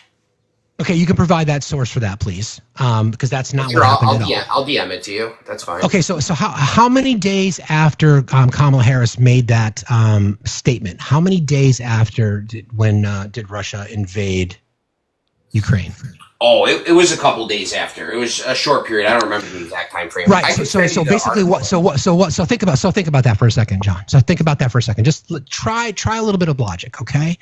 So had Russia been active in Ukraine going back to 2014, all along? I'm sorry. It was Russia active in Ukraine? Yeah. Active in what sense? Militarily. Prior to going into with Crimea? So since Crimea, 2014, since then, have they been active? Not at a large scale. I'm sure they had some incursions and some. They were active. They were active all along, including attacks in the Azov Sea, the Ukrainian Navy, all these kinds of things. So the buildup was happening all along, and you have been convinced that it was because of a statement that Kamala Harris made. By the way, Kamala Harris is the vice president of the United States. It is your belief that the reason was Russia justified in their invasion of Ukraine? No. Okay, so then does it matter what anybody said? Does it matter what anybody said? Yeah. Sure, things people say matter. What kind of question is that? Okay, but you just said it doesn't justify anything that was said, doesn't justify what Russia did, right? Well, two things can be true, right? What people say matters, and also just because people say things doesn't mean that people have the right to do something, right? Again, and Catherine, you're wrong about that. You can look up at the Azov Sea and what happened with Russia during the Trump administration. I guess the question I'm asking you is, do you support continued support of Ukraine? At this point, yeah, I don't think we've already started to help them. We've agreed to help them, and that was part of our agreement. Did you support it during the Biden administration? I don't want to be supporting a foreign country, period, from my worldview. But not what I asked, John. John, stay with the conversation, okay? I am. Listen, okay. Did you support the United States supporting Ukraine during the Biden administration? Yes or no? No, I don't support it. No. Okay, and I don't support it now. Okay, well, why not? Because I don't want to be supporting giving foreign aid to other countries. That's not what I want to do. Okay, so but what did you vote for? Did you vote because Donald Trump told you we weren't going to do this anymore? Correct. Okay, so then do you regret your vote? For a foreign intervention at this moment, yeah, I do. What's your point? I'm just trying to understand your logic, because did you honestly think that we weren't going to continue to support Ukraine? Are you that gullible? It's not that I'm that gullible, but I think that did you honestly think so? Don't forget, why did Trump get impeached the first time? Do you know why? Yeah, but host, I think I was asking you about your worldview, and now you've pivoted to my worldview. I haven't pivoted to anything, John. I support Ukraine's ability. I haven't. I told you initially when you asked. Can I ask you? You support bombing Iran? John, stop. I'll answer again. Stop. Yeah. Sure. I support Ukraine as our ally, and because of the Budapest Memorandum and other reasons, because I believe that we, in support, along with our NATO partners, are showing that the Russian military is absolutely weak. And I think this is one of the most significant strategic foreign policy decisions ever made by an American president, by Joe Biden, as to the way in which we responded to the aggressive tones of Russia. Okay. Why don't do you support then attacking Iran? No, absolutely not. Well, why not? Because there's no evidence that they were close to a nuclear weapon. I agree, but I gave you another reason. Would you agree with that could be a reason we attacked them? Because of Russia? Well, Russia and I would make the argument that they're part of BRICS alliance. So that coalition. I don't think so. What? No, there was no. I mean, the reason you didn't let me finish. I know where you're going. The conversation is ridiculous. Go ahead, John. Finish. Yeah, so I would make the argument that they're part of BRICS. BRICS is part of Russia. Russia's been getting supported by BRICS. And also, Iran has been actively providing drones and military equipment to Russia. So theoretically, you should support us going after Iran if you want to break off that alliance between Iran and Russia, no? No, because what was the reason that the Trump administration told the American public that we attacked Iran? Yeah, because they thought they were WMDs. Okay, so that's the reason. So no, and there weren't. Well, that's the reason they told you, but that doesn't always mean it's the reason that they did it, right? So in your world, you think it's something else. Well, let me ask you a question. When George Bush answer my question. Answer my question. So yes, in your world, and I can give you an example why. Because Israel I don't want your opinions, John. These conversations have to be. I'm giving you a fact. You're not giving me a fact unless you can source it. Sure. Can I give my statement? Hold on. Wait. Hold on, John. Sure. Go ahead. You've got to learn to control yourself, okay? Well, you don't let me finish. Learn to control yourself. You don't give a fuck because you're dumb. That's why. So here's the thing: why did Iran have more enriched uranium? Because we pulled out of the deal. Under who? Under Trump. Yeah, I agree. Yeah, the JCPOA, it's called. Yeah, the JCPOA. Thank you. Yep, because we pulled out. Okay, so then there's no justification to do what we did, and there's no evidence at all from the global intelligence communities that the destruction, the decimation, the obliteration of the Iranian nuclear program, the only people who are saying that are Trump and Pete Hegseth. That's it. Yeah, I don't disagree with you. I agree. So then there was no justification. So you can't compare my supporting Ukraine as we destroy the Russian military with Ukraine being the tip of the spear along with other NATO allies and other NATO countries You can't compare that to I'm not comparing John's it. I'm not comparing. Well, you are. I was trying to ask you a question. Yeah, I was trying to ask you a question. You said if I support Ukraine, then I should support bombing Iran, and I don't. Right, but then I wanted to make a further point, but you just said I was stupid, so I wasn't able to get out what I was going to say. I said you're dumb. Same thing. So when we were told the first time with Iraq that we were going over there because of weapons of mass destruction, do you believe that was the reason we went over there? Absolutely not. Okay. So if that was the case, there was another reason. There's another reason we went over there, correct? Well, the reason. So okay, this is an interesting question.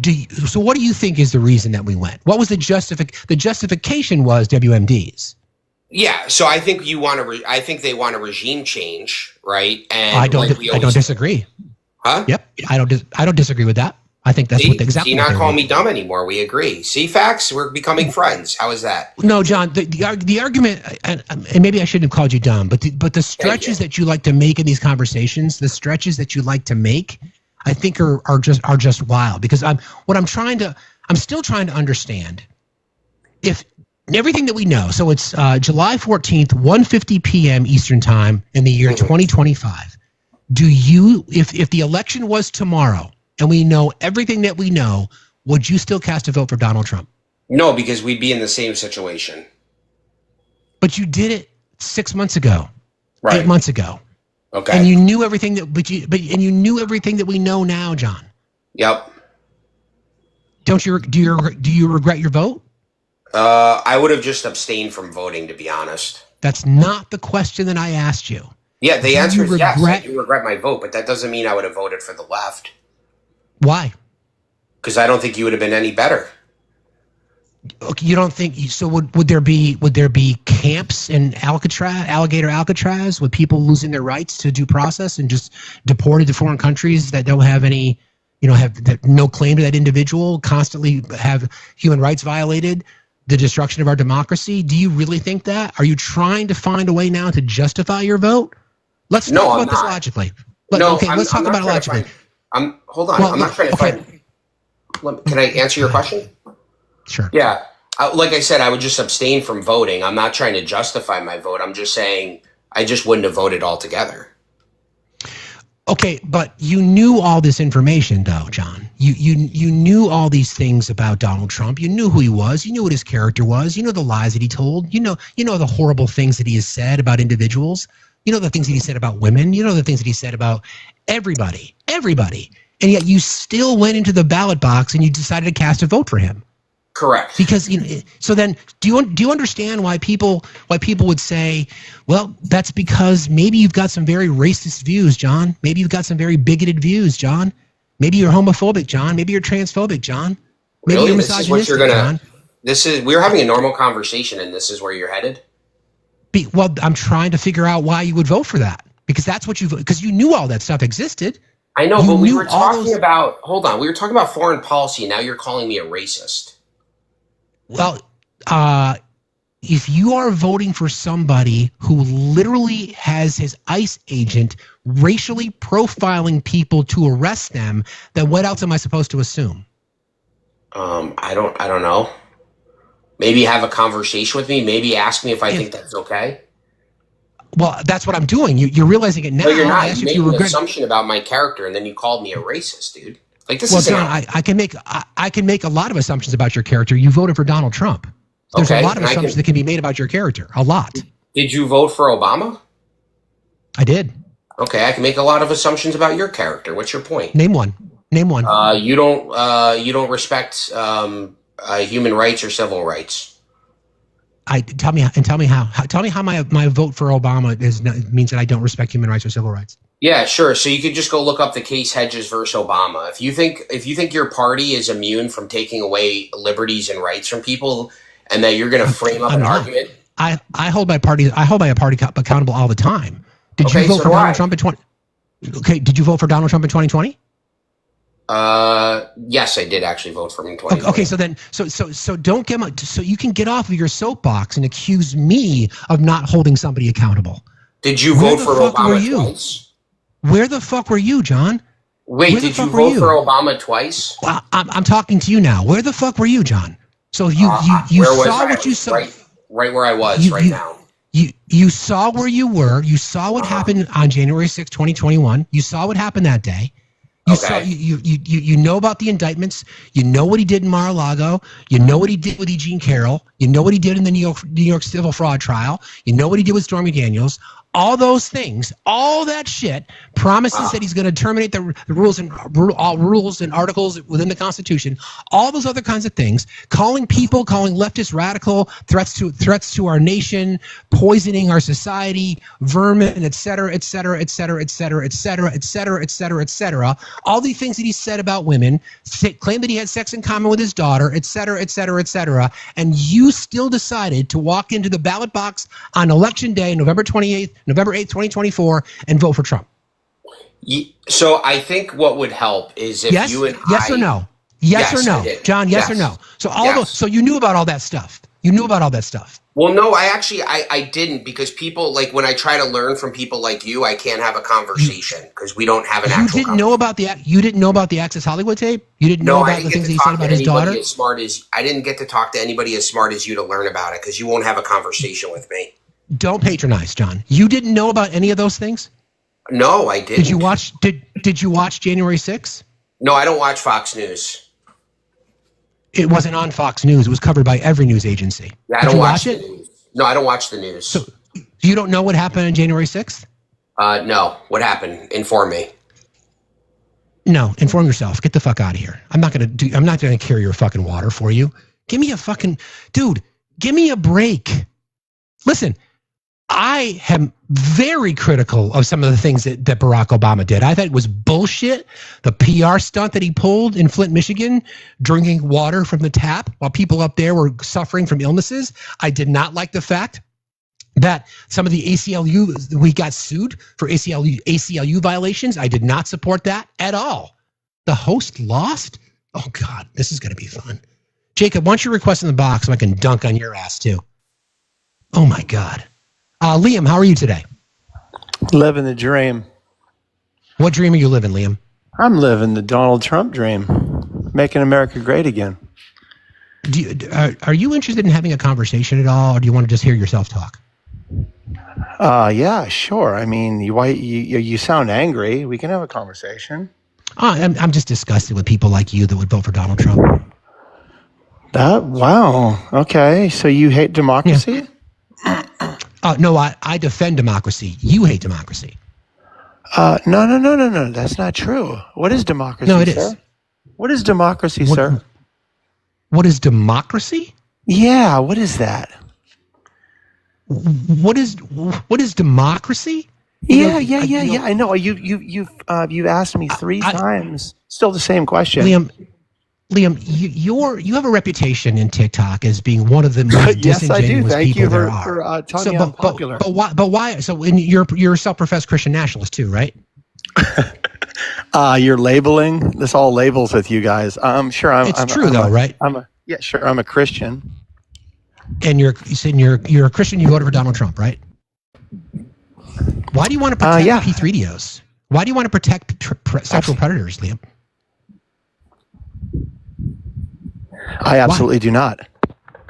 So do you want the list released? So wait a minute, one at a time, and I will love to have this conversation. I'm not going to troll you. Do you want the list? Do you want the list released? Sure, 100%. You do. So who's lying to you? Wait, can I see your fingernails real quick? I just kind of spotted that real quick. Can I see that real quick? Yeah. Okay, no problem.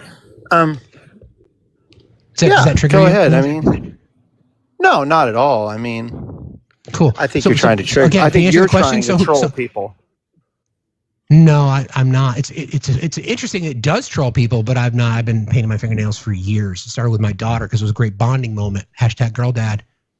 So again, can you answer my question, please? Who's lying? Young women need fathers, not two mothers. But anyway, yeah. Going back to the original conversation. What would you know? Do you have kids? I do. Yes. Would you have a boy or a girl? I have both, and I'm in a successful relationship that I'm going to be in for the rest of my life. One relationship. Great. That's fabulous. I care more about your daughter than you do. That sounds creepy. I don't know why you'd be caring for someone else's daughter. Because I care about humanity. Like there are other people in this chat who are respectful of humanity. Your own and human business rights. and care about your own. What I can't care about other people in society? That's your problem right there, Liam. Thanks for calling that out. That's what Christian I don't nationalists need do. you to care about my daughter. Well, I never said anything about your caring for your daughter. Stay away from the care of my daughter. Cool. Well, I do care about your daughter's future, and I will vote accordingly because I know you won't, you piece of fucking shit. So you can leave now. Bye. Wow. All right. Let's get to our story. I knew this would be a bit triggering for people. So immigrants, make America beautiful. We have a director of ICE. You guys may have heard this, where he basically admitted that he is racially profiling people. I don't know if you've heard that sound, but it is pretty disturbing that we have policies from the administration, although we've known they've existed for a very long time, that he's just going to use his authority to go out there and racially profile people. So I'm sure that people in MAGAsphere are totally fine with that. This is what he had to say. This is Tom Homan, right? This is Tom. You can tell me if this is not what he thinks. People need to understand, ICE officers and Border Patrol, they don't need probable cause. Oh, they don't need probable cause. Okay. What do they need? To walk up to somebody, briefly detain them, and question them based on the location, the occupation, their physical appearance. Oh, based on their physical appearance? So they don't need just cause. They just need appearance? Okay. Their actions, like a uniformed Border Patrol agent walks up to them at for instance, a Home Depot. What they need to detain somebody temporarily and question them. It's not probable cause, it's reasonable suspicion. Oh. Reasonably, RAS, reasonable, articulable suspicion. Somebody's appearance is not reasonable, articulable suspicion. Racially profiling. So people like Liam love that shit.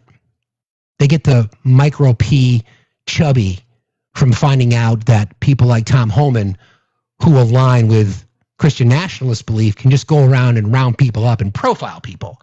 Because you guys love that fucking shit. You love it. You love it.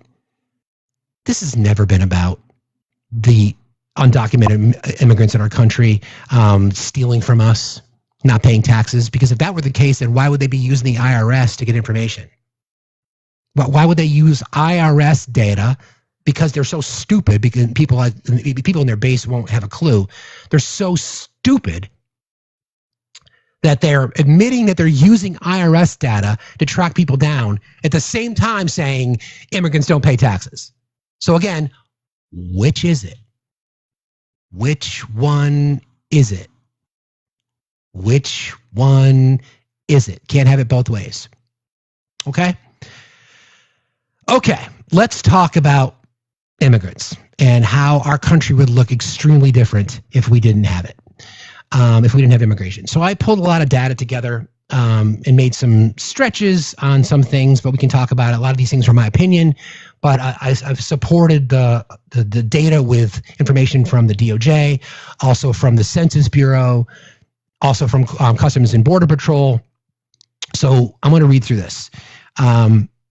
I think this exercise, we don't do this enough, quite frankly. We're always talking about this in terms of, how we are defending immigrants. I would say we need to be promoting immigrants because they do, in fact, get the job done.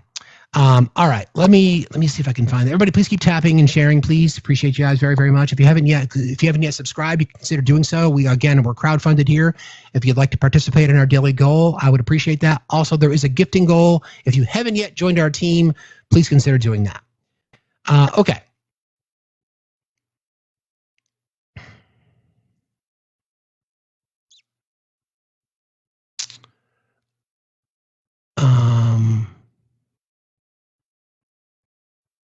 Somewhere.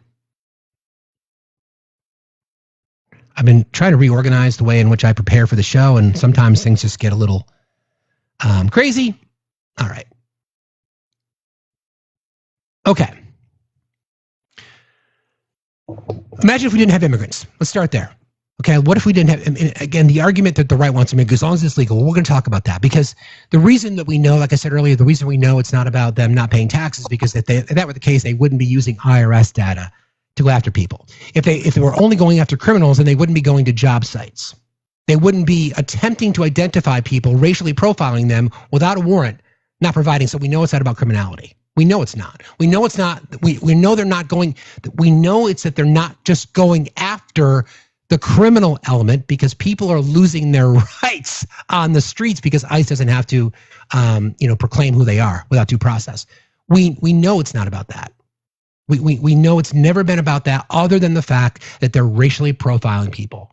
We know it's not about, making sure that we're giving people who deserve legal process, because everyone in our nation is protected under the law, especially in the Fifth Amendment. No one can be denied their rights to life, liberty, the pursuit of happiness. Everybody has habeas corpus rights to their to themselves.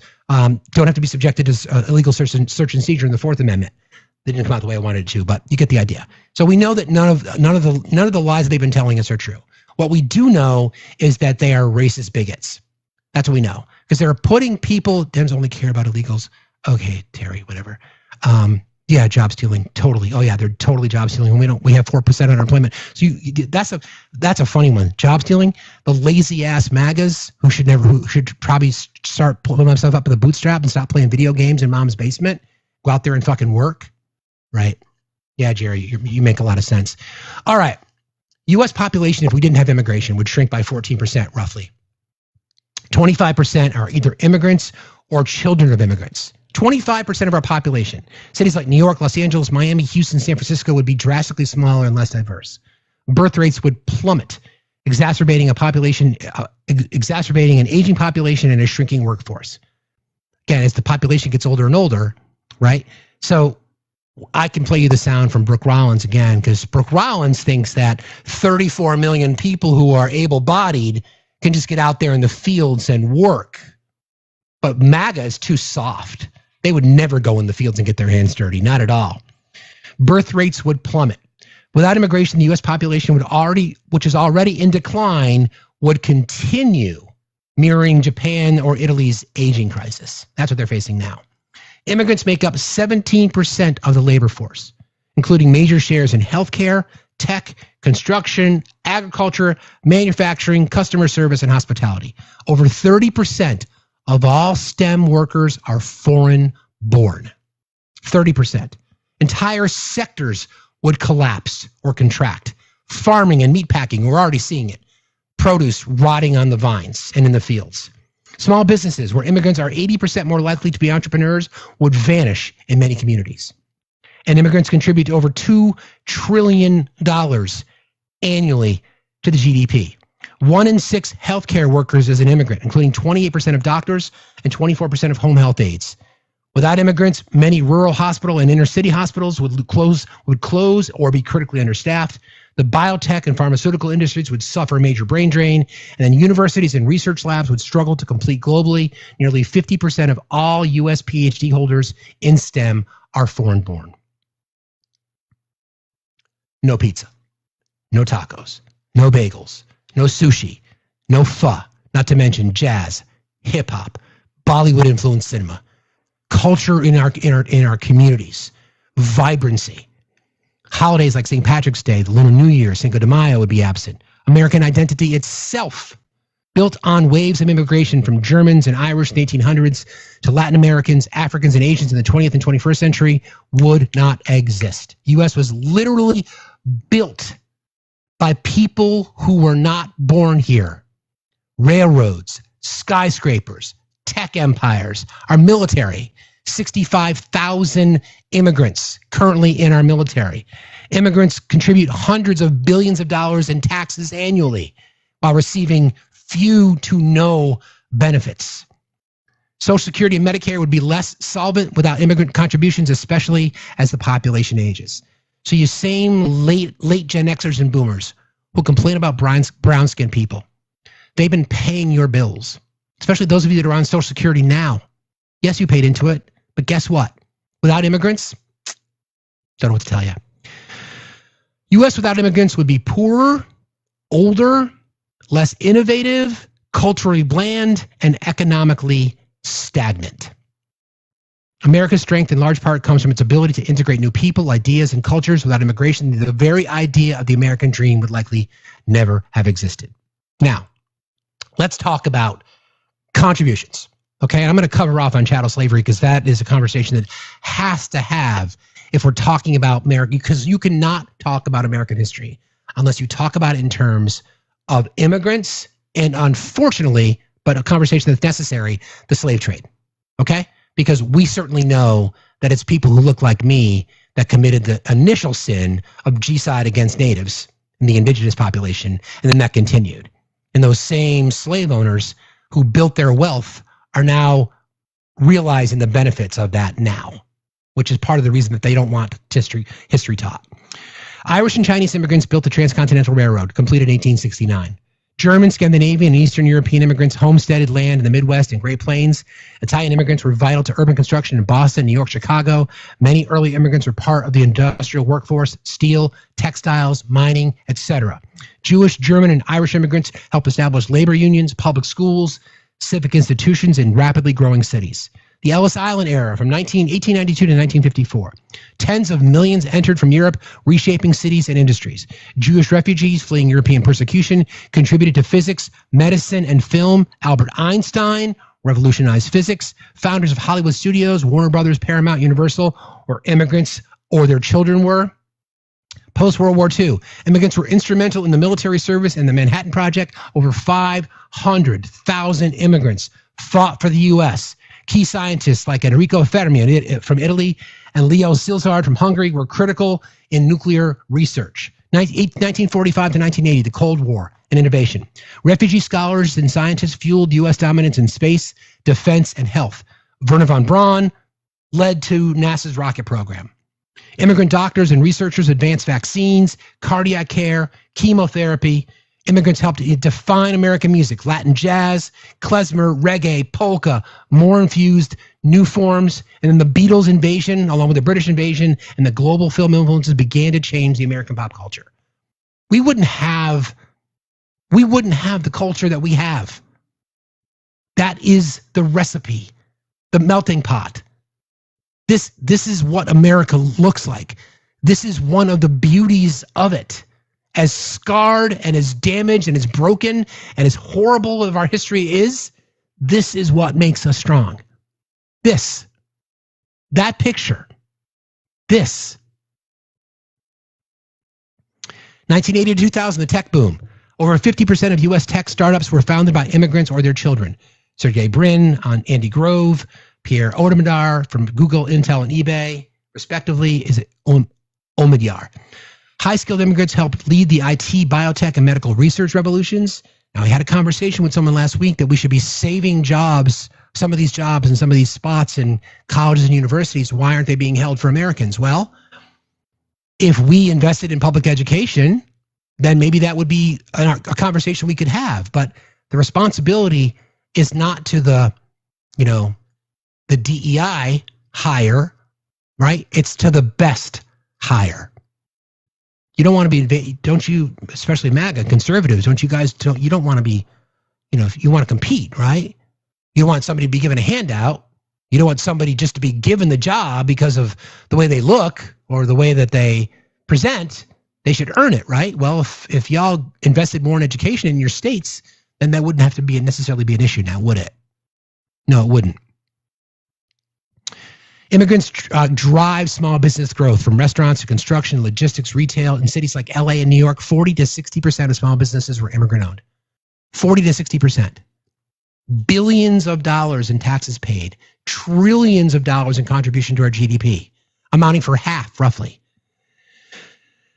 28% of immigrants are doctors, 24% are health aides, 15% are nurses. Essential workers, 70% of the total U.S. labor force are identified as essential workers are immigrants. 31% farm workers, 24% construction workers, 18% are transportation workers. Some are undocumented, absolutely. Academia and innovation. Foreign-born students account for over 70% of U.S. graduates in STEM. Immigrants are responsible for 25% of all U.S. patents each year. Infrastructure, science and tech, healthcare, military, culture and media, and the economy.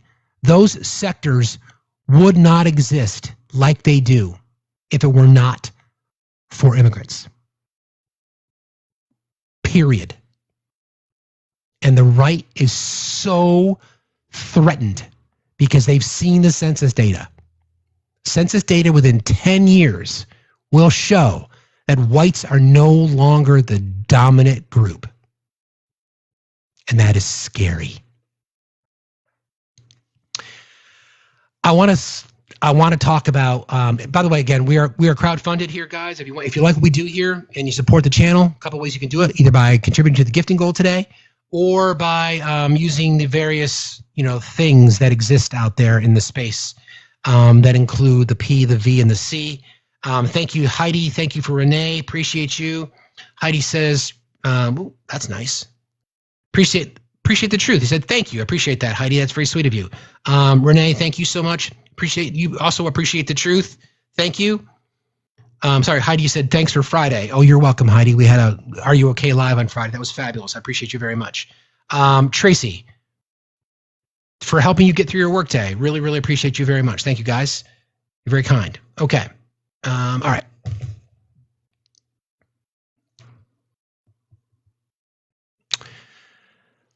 The impact of chattel slavery and the contributions of African Americans are inseparable from the foundation and evolution of the United States. From building the economy to shaping culture and from fighting for freedom to redefining democracy, Black Americans have played a central, often unrecognized role in U.S. history. Enslaved Africans built the economy, economic engine of early America, produced over 90% of U.S. cotton, fueling the Industrial Revolution globally, powered tobacco, sugar, and rice industries, vital U.S. exports. By 1860, the value of enslaved people exceeded that of all U.S. railroads and factories combined. The wealth generated laid the foundation for northern banks, insurance companies, and universities. Slavery led to major constitutional compromises. The Three-Fifths Compromise gave southern states disproportionate political power. The Fugitive Slave Clause and limits on abolition reflect slavery's embedded influence that we're still feeling the effects of today. And then tensions over slavery led directly to the Civil War from 1861 to 1865, the bloodiest in U.S. history. After slavery's abolition, black codes, Jim Crow laws, and redlining enforced segregation and systemic exclusion. Generational wealth, education, and housing disparities persist. Incarceration and voter suppression today trace back to post-slavery control systems, Jim Crow in particular. Contributions of African Americans. The Crispus Attucks, first casualty of the Boston Massacre. It's Crispus, C-R-I-S-P-U-S. Attucks, A-T-T-U-C-K-S. Harriet Tubman, Underground Railroad. Frederick Douglass, former slave turned global abolitionist and statesman. Over 180,000 black soldiers fought for the Union in the Civil War. Champions of democracy and civil rights. African Americans have been at the forefront of every major fight for American equality. That'd be for all of us. W.E.B. Du Bois, Ida B. Wells, MLK, Fannie Lou Hamer, John Lewis, the Civil Rights Act of 1964, Voting Rights Act of 1965 owe their passage to the black-led organizing. Black voters and leaders continue to shape electoral outcomes and democratic accountability. Virtually every uniquely American art form has black roots. Jazz, blues, rock and roll, hip-hop, gospel, R&B, spoken word, rap, hip-hop, literature and philosophy. Langston Hughes, Toni Morrison, James Baldwin, and others redefine American identity. Thurgood Marshall, first black Supreme Court justice. Barack Obama, first black president. Innovators in science, business, sport, education, despite systemic barriers, included George Washington Carver in agriculture, Mae Jemison, astronaut, Madam C.J. Walker, entrepreneur, Katherine Johnson, NASA mathematician, made famous in the movie Hidden Figures. We do not have a country. We do not have the United States of America with all these freedoms that we claim. We do not have what many would argue is the greatest country on earth. I'm not one of those people that would argue that. We would not even have a chance at any of those things without, sadly, chattel slavery and immigrants. People who made the choice to come here and people who had no choice to come here. Built on the back of people who don't look like me. There's no denying it. There's no denying it. This is the reason that the right does not want history taught, is because they can't accept the fact that they did not build our country. I saw some sound with Charlie Kirk greatly when somebody said, we're a nation of immigrants. Like, no, we're a nation of settlers.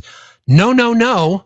We are a nation of immigrants who settled, who expanded west, who expanded north, who expanded south, who settled in communities where they built railroads, who settled in communities where they built sky rises, who settled in communities where they built infrastructure, schools, hospitals, highways. None of it would have been possible. None of it without the slave trade and without immigrants.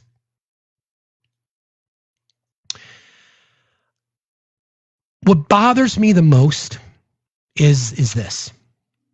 Because the right has conditioned their voters to despise brown-skinned people so much, they are now, which is why we bring up 1930s Germany all over again, they have developed this disdain for people, even though they have no evidence of anything that they claim. They throw out just their hateful talking points. These people they're all criminals. They're the worst of the worst. And we're like, well, how do we know that? Well, because they're picked up by ICE. All right, but how do we know that they're criminals if they're not presenting a warrant? How do we know people that are just getting dragged off the street profiled the words directly from Tom Homan, the head of ICE, who just got a massive increase in their budget?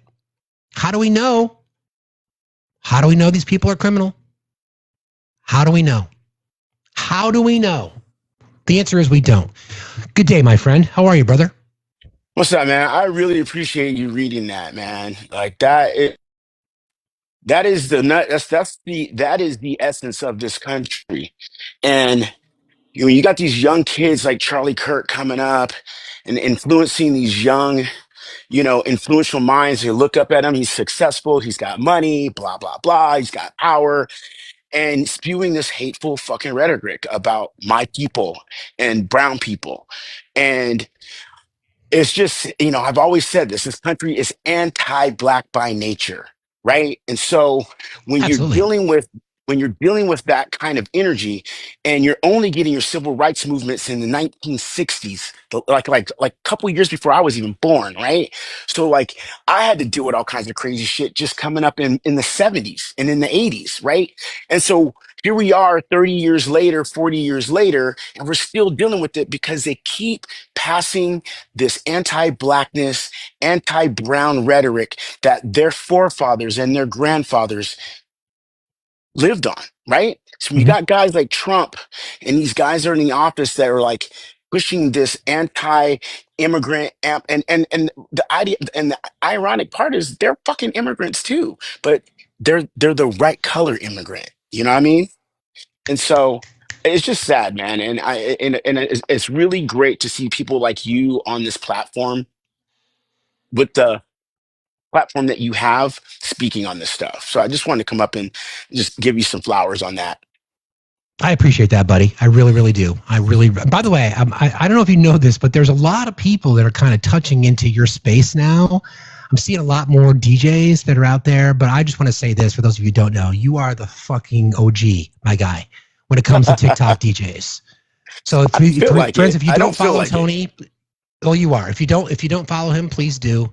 Not only my TikTok brother, but one of my dear friends on this space, bro. I appreciate you very much. Absolutely.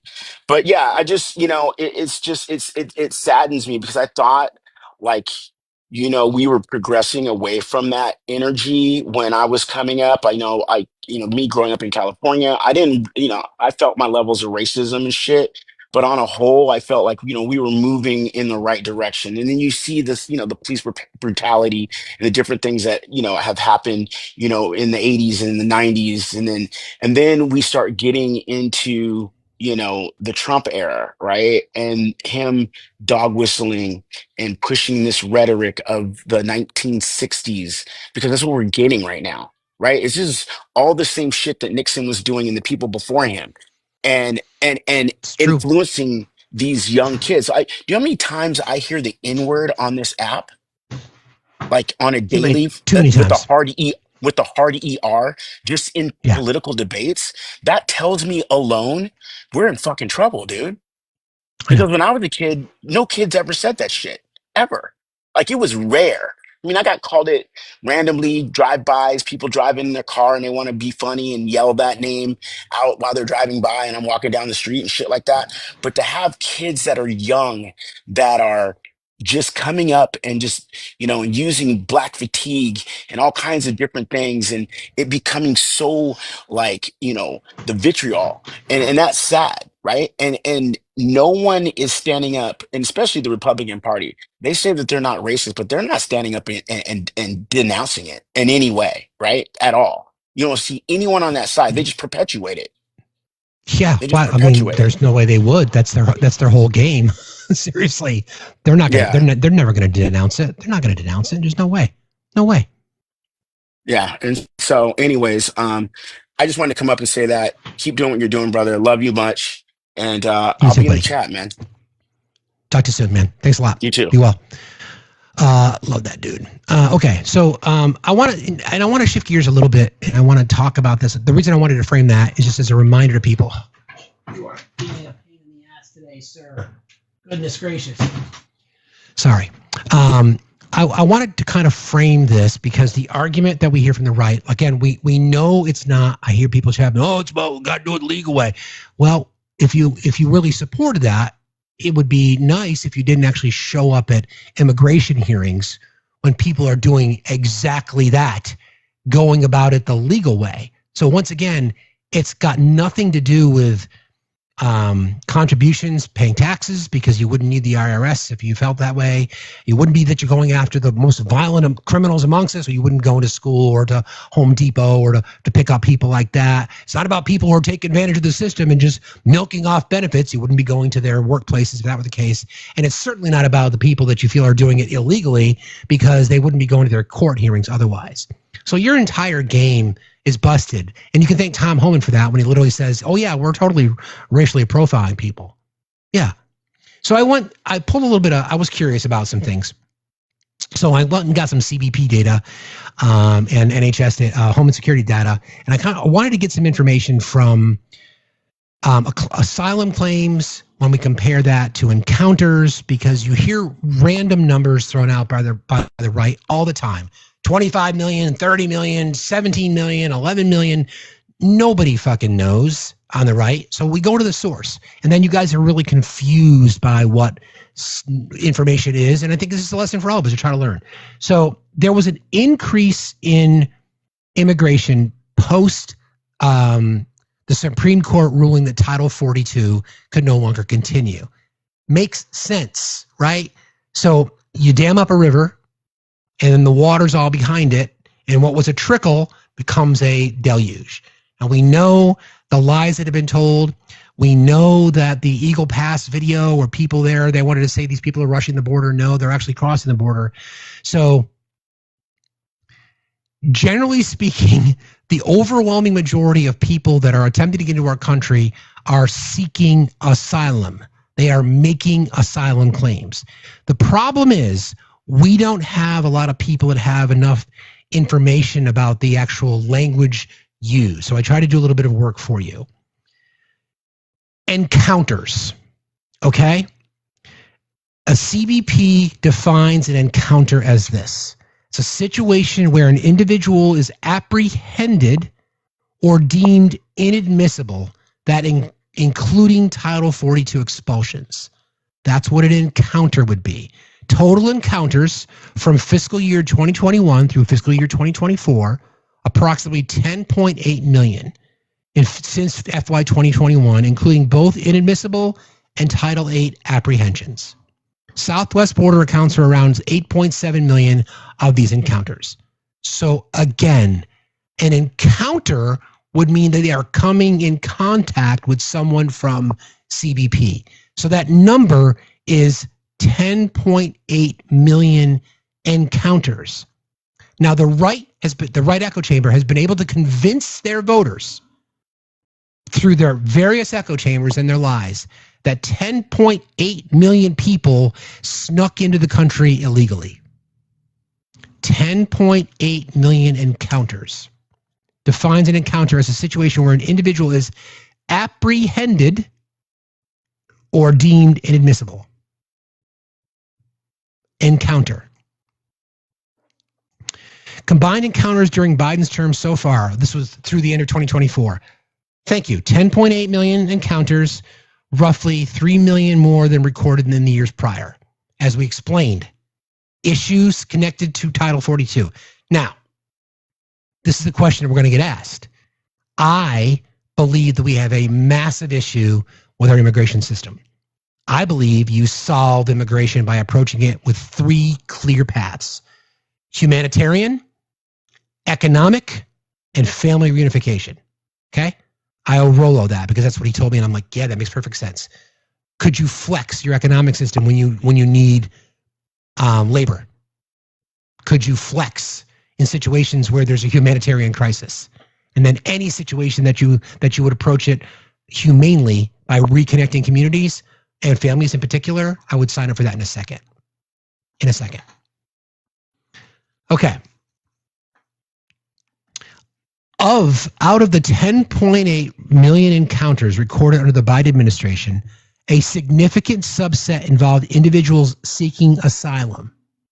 So again, the encounter is the number that they hear. They can't be illegal if it's an encounter. Okay? Again, our asylum law requires you to be on U.S. soil. 1 foot on U.S. soil gives you the ability to make an asylum claim. Asylum claims fail. I think the number at last check is 92 to 93%. So they've been able to convince people that there's tens of millions of illegals, as they like to say, that just snuck in. It's just not true. The legal way to do it is the asylum process.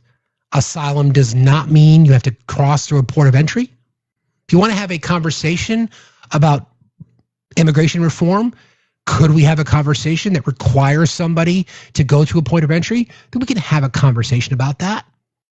I'm not concerned about that, to be honest, because I don't see a negative to immigration. I really don't.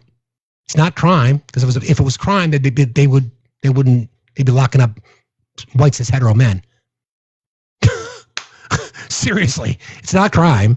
It's not productivity. They're harder workers. It's not contributions to GDP. They contribute more. It's not they're taking advantage of benefits because they don't get to take advantage of the benefits they pay into. It's a massive win economically. So we can have a conversation, right? We could have a conversation about trying to change the way that we do it, but that requires legislation. And by the way, there was legislation that was introduced by James Langford. You guys, we've been through this exercise about how that would have changed the immigration laws, would have changed the way in which we process asylum claims, et cetera, et cetera. But they don't want to do that because it's easy to blame brown people. Just do that. Let's just blame them. Here, can you go? Bye. See ya. All right. So in FY 2023, there were approximately 457,200 affirmative asylum applications, more than double FY 2022, a total of 239,000, the highest on record. So again, simple maths would tell you that when you have people who are encountered at a higher rate, that means more people are going to make asylum claims. So 457,000 of the 457,000 of the, what was the year? I think I broke this down. Okay, there were 2.8 million encounters fiscal year 2023, according to the CBP. 2.8 million encounters. Of the 2.8 million encounters in 2023, 457,000 made an affirmative asylum application, more than double the year before. In FY 2022, the immigration courts received approximately 316,000 defensive asylum applications based on filings during removal proceedings.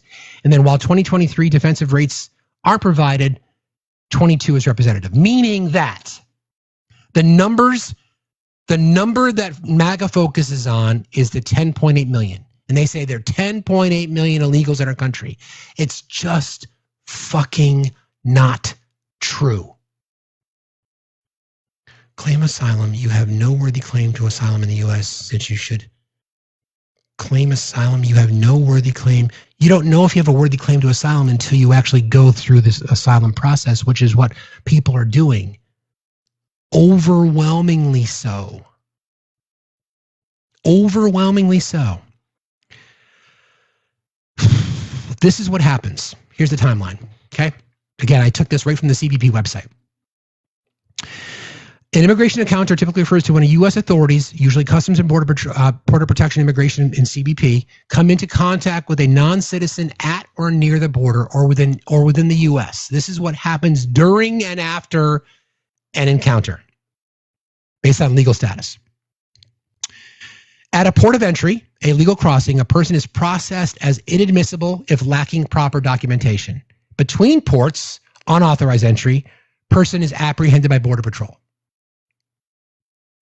10.8 million encounters during the Biden administration. Initial screening process. The following typically occurs. Biometrics are taken, fingerprints, photos, etc. Identity and criminal history are checked.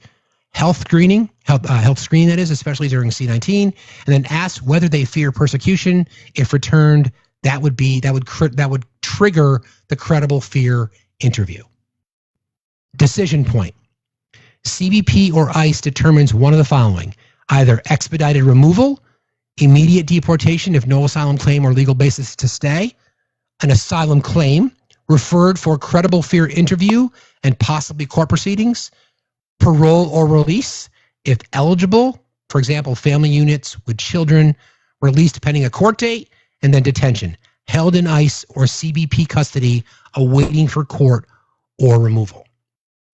After the encounter, if detained or released, they're held in a facility, adult, family, or juvenile, until the outcome, either release, deportation, or asylum hearing, or released, so they're detained under those conditions, or released, given a notice to appear in immigration or court, monitored by ICE. They might have an ankle bracelet. There could be check-ins, much like a parole officer.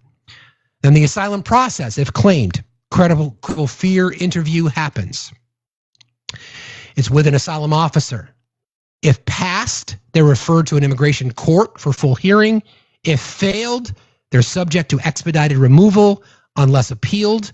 Once they get to court, may apply for asylum, withholding of removal, or protection under Convention Against Torture Act. Cases can take 3 to 5 years due to backlogs. Legal representation is not guaranteed, unlike in criminal court. So again, the outcome: deportation ordered, persons removed to their home country. At least that used to be how it was before Tom Homan and ICE and Stephen Miller.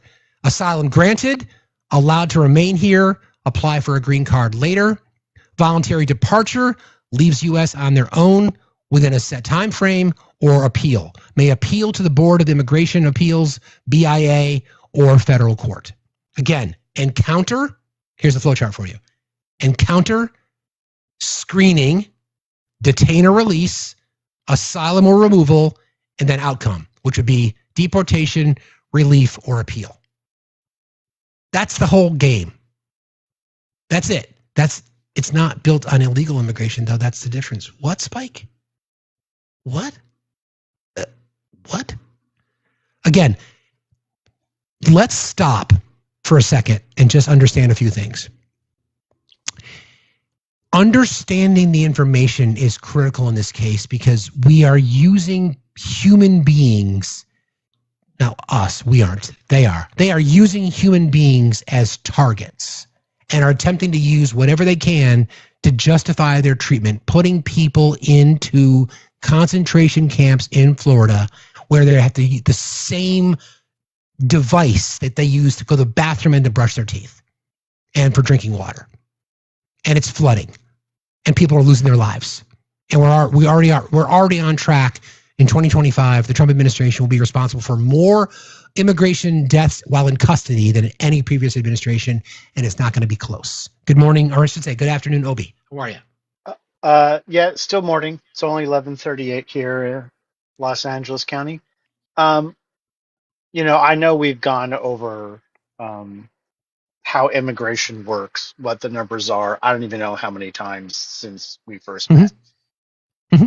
But what never ceases to amaze me is how obvious it is that MAGA lacks critical thinking skills because they can't even look up and understand the basic difference between an encounter and an applicant.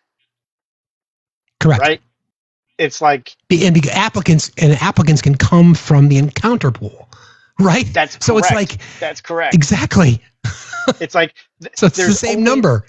There's only one number that's really vital to dispel this 10 million number. And that's the number of persons who have been issued their contact cell phone and court dates, right? All of these things are publicly available because if you have a court date, it means they've given you a phone so that they have a way to get a hold of you. And the other two important numbers are the percentage of people who actually show up for their court dates, right? We know that persons without an attorney is somewhere between 80 and 85% show up for their appointed court dates, and those with an attorney exceeds 90%. So they're actually better at showing up for court than most American citizens are, as demonstrated by the fact that they never miss check-ins.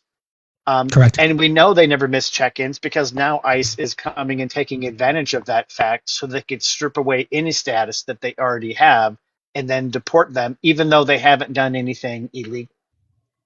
Right? Correct. I mean, I guess they could issue them all a jaywalking ticket for crossing the border, but if you don't have a foot on U.S. soil, how are you supposed to make an asylum claim? You can't. Right. It's like this vicious circle. And MAGA doesn't seem to understand that, you know, it's okay to hear a number and scratch your head and go, gosh, that seems awfully high. How could I find out? Well, I guess you could go to DuckDuckGo or Google or Gronk and ask a question in a search bar, right? Where would I get a number that indicates how many people are seeking asylum this year? And it'll get you there. It might take you 5 or 6 minutes, right, for you to figure it out because sometimes, right, it's not hard. Yep.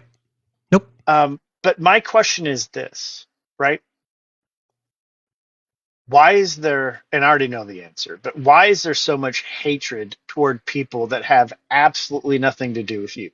/ why can't you mind your own fucking business?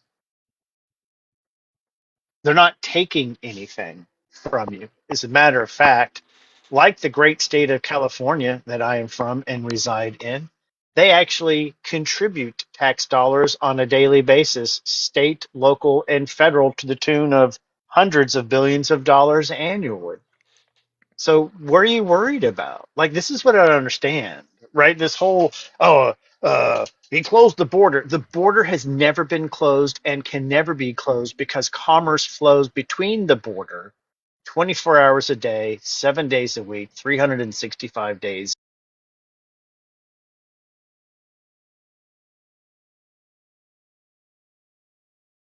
Door. The border outside of a port of entry is being monitored.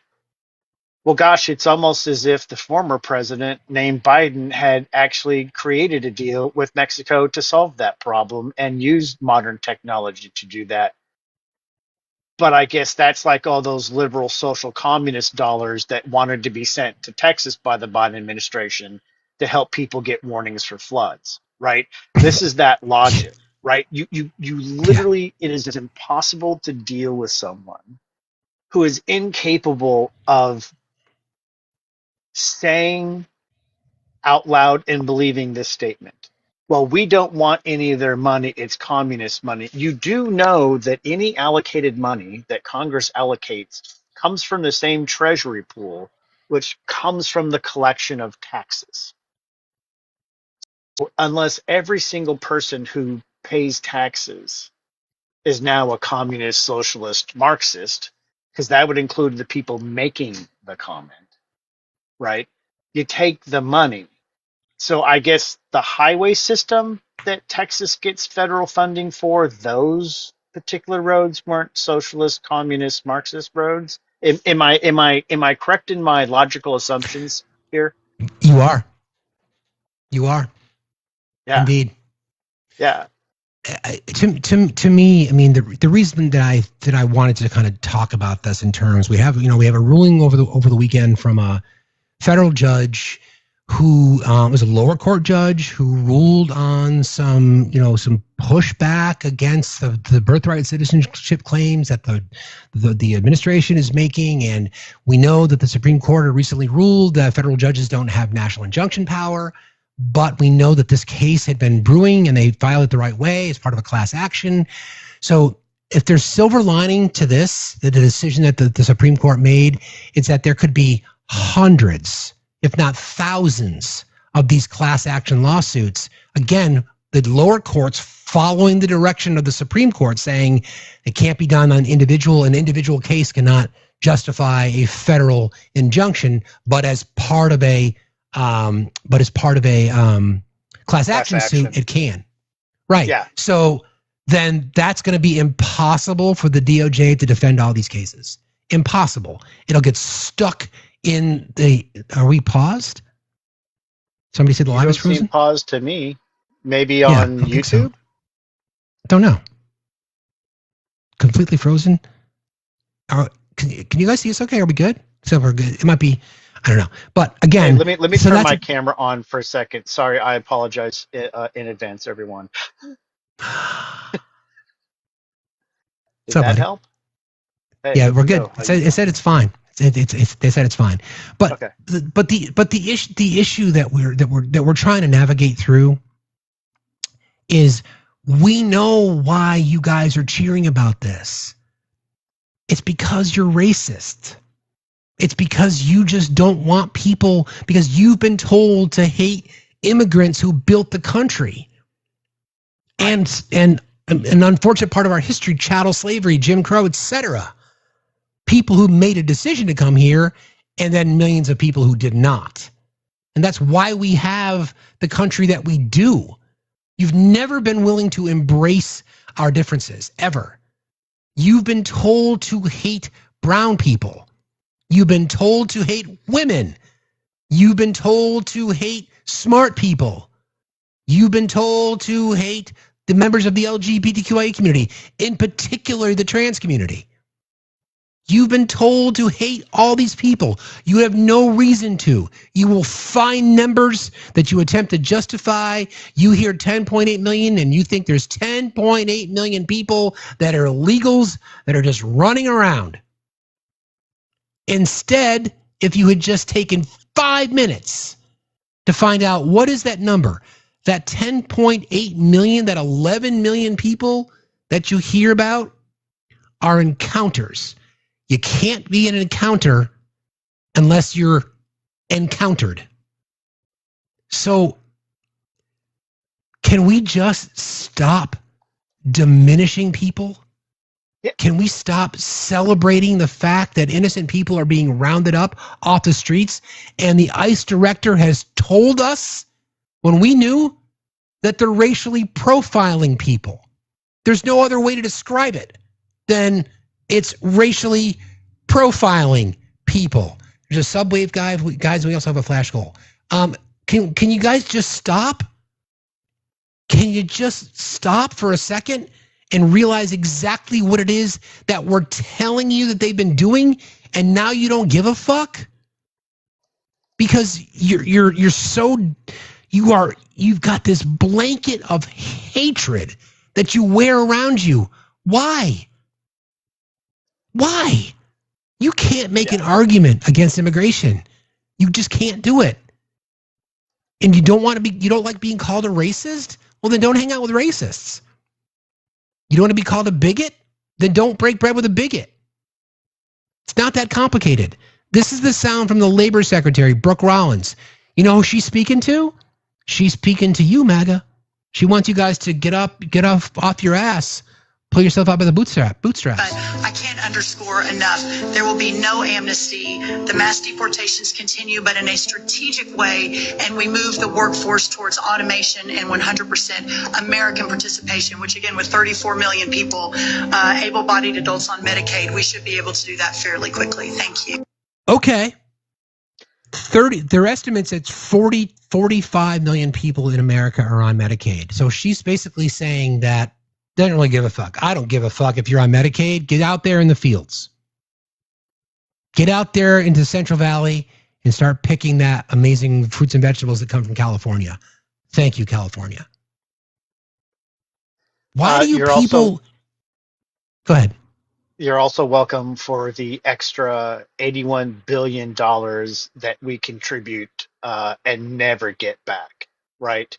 We are the only state that contributes $81 billion more than we receive back from the federal government. Not even Texas. Texas actually takes $71 billion a year in addition to what they pay in.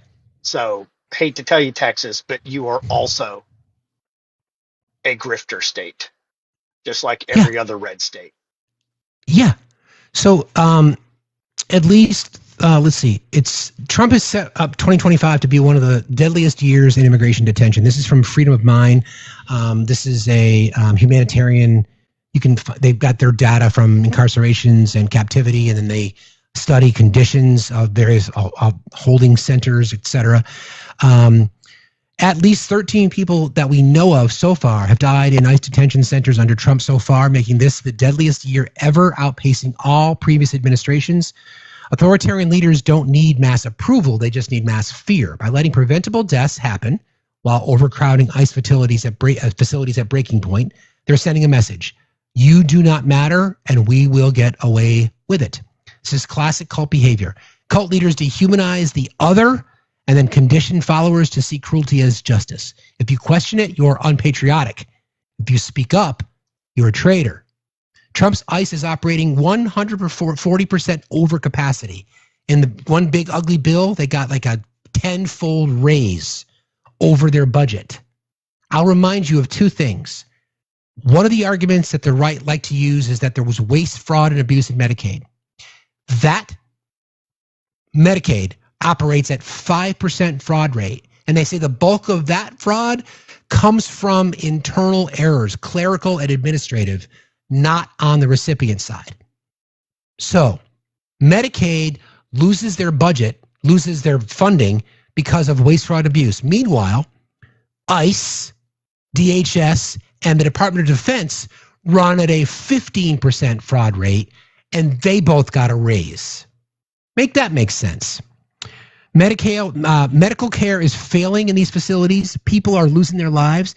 This isn't about law or order. It's about control, power, and propaganda. History has shown us what happens when suffering becomes spectacle, from detention centers to cult compounds. When death is normalized, democracy dies quietly. If it horrifies you, good. Good. If it makes you angry, I'm fucking glad. It should. Authoritarian systems rely on silence, but people are paying attention. Every voice raised, every truth shared, chips away at the control. Change doesn't come from hope alone. It comes from action rooted in awareness, and that starts with you and me and Obi and everyone else. You should not be, disgust is not enough. Disgust does not move the needle. Anger does. Anger does. Yeah. In and of itself, raising your hand, saying enough's enough is great today. What about tomorrow? Have you been on the phone with your elected representatives? You know exactly what they stand, where they stand, and how, and why, and when? I've got the sound from Florida Rep, what's her name? Debbie. Wasserman Schultz. Yes, thank you. I want to, because she went to visit one of the facilities, and I'll play it for you. She went to the concentration camp, didn't she? She did. She did indeed. Before I play, I'll talk about Christine Noem in just a moment and the dissolution of FEMA. So this is Debbie Wasserman. She is the Florida rep. Okay, this is her district. These detainees are living in cages. The pictures that you've seen don't do it justice. Wall-to-wall humans, 32 detainees per cage. There are 3 tiny toilets that are toilet units that have a sink attached to it. They get their drinking water and they brush their teeth where they poop. The showers provide no privacy at all. All 900 men who are held in this facility. It is built currently for 1,000, and they have no privacy at all when. I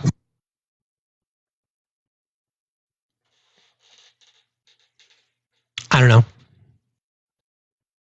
I'm assuming that that's probably fake news, though, right, MAGA?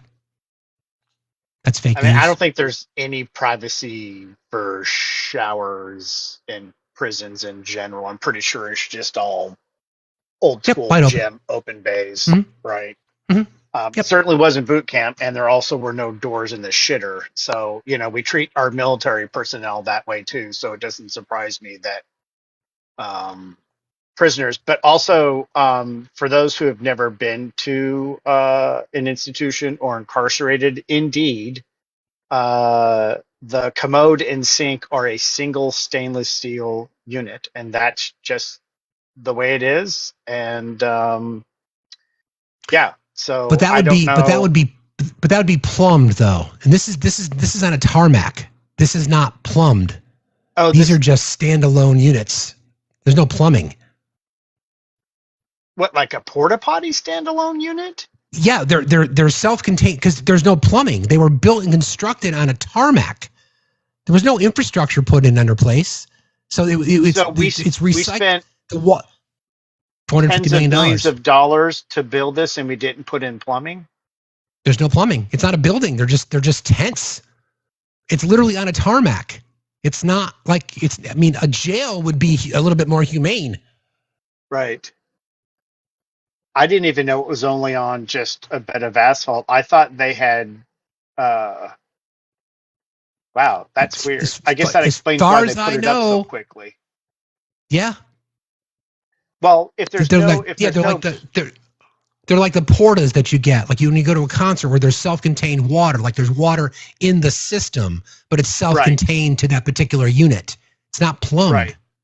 Which is pretty gross. Exactly. Having been to a concert or two in my day. Yeah, just a few. Just a few. I want to take this brief moment to let you guys know of a new feature that's going to be coming up on our show starting, we're working out the details, either tomorrow, but it will likely be every Monday. And we've got a member of our community that's done a hell of a lot of work for us, and we're going to call it Minutes with Manny. And Manny's been doing a lot of work gathering data on immigration, trying to keep us all updated as best we can, as quickly as we can. So we'll be using that time, whatever the latest news is, because stuff comes at us at 1,000,000 miles an hour. And I like to try to talk about a lot of things and maybe not spend enough time on one thing in particular, because again, there's so much. Don't forget, muzzle velocity of misinformation, disinformation. So we try to stay out ahead of it, but you guys can look forward to that because that'll be coming up. Love Manny, does a lot of great work for us in our entire community. So be looking forward to that.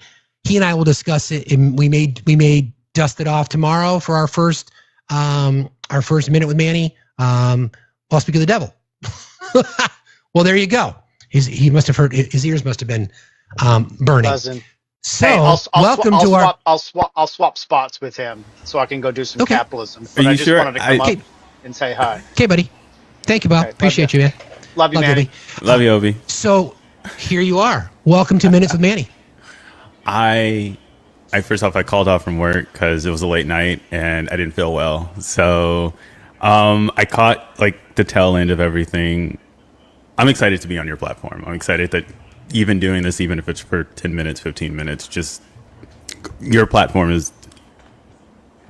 I'm speechless. Thank you for giving me the opportunity to even just talking about this. Thank you, buddy. I appreciate you. So, what do you want to? What's the number one thing that's on your mind?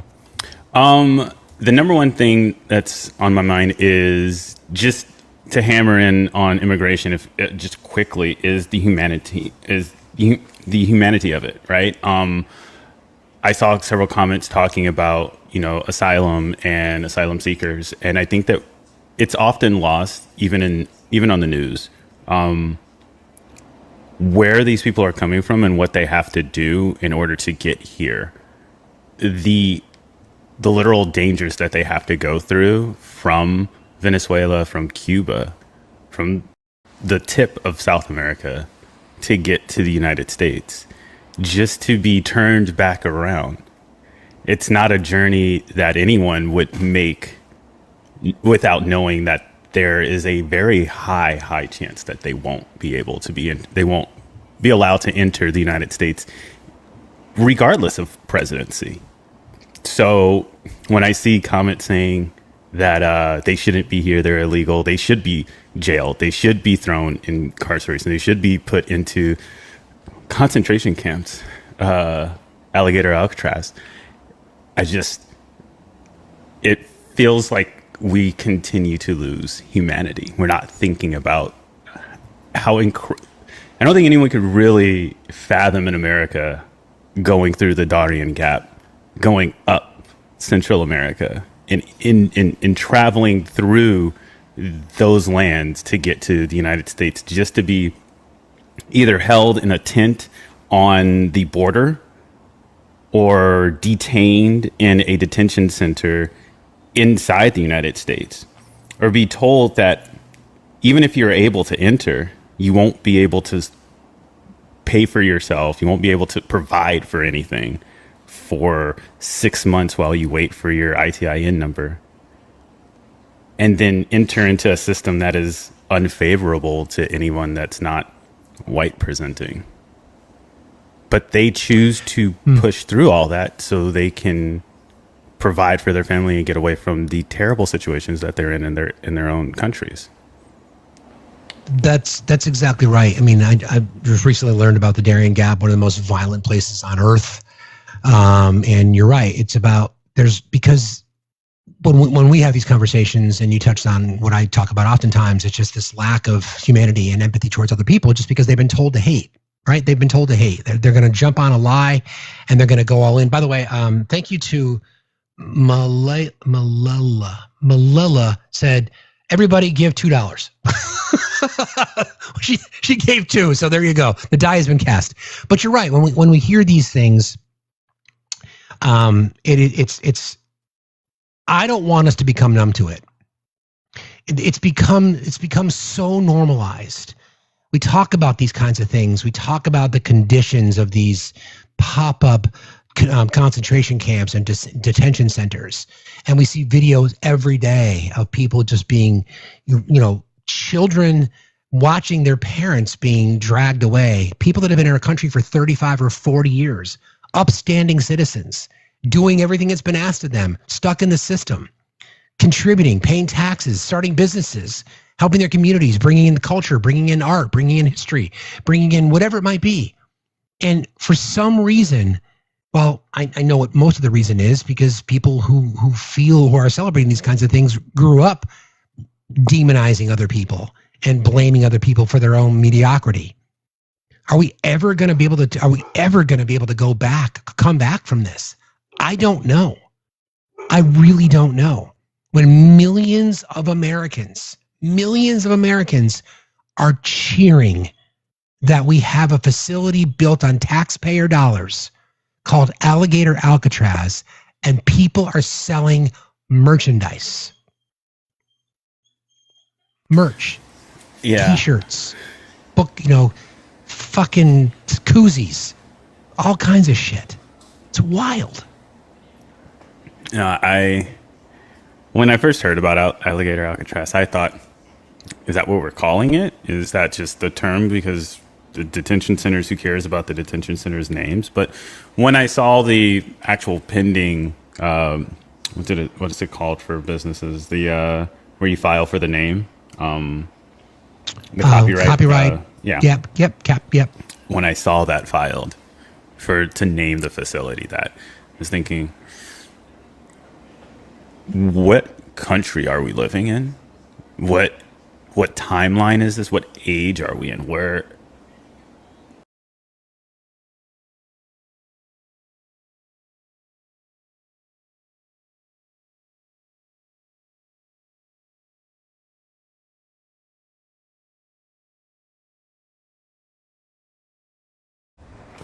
I mean, for those that a concentration camp or an internment camp, right? It is simply to separate one group of people from another deemed dangerous or undesirable. And the core of the definition is mass detention of civilians without trial. So this is an image inside the concentration camp, and you can see. I mean, that's not plumbed. I mean, that is self-contained. So that's where you go to the bathroom, you brush your teeth, you get your water from.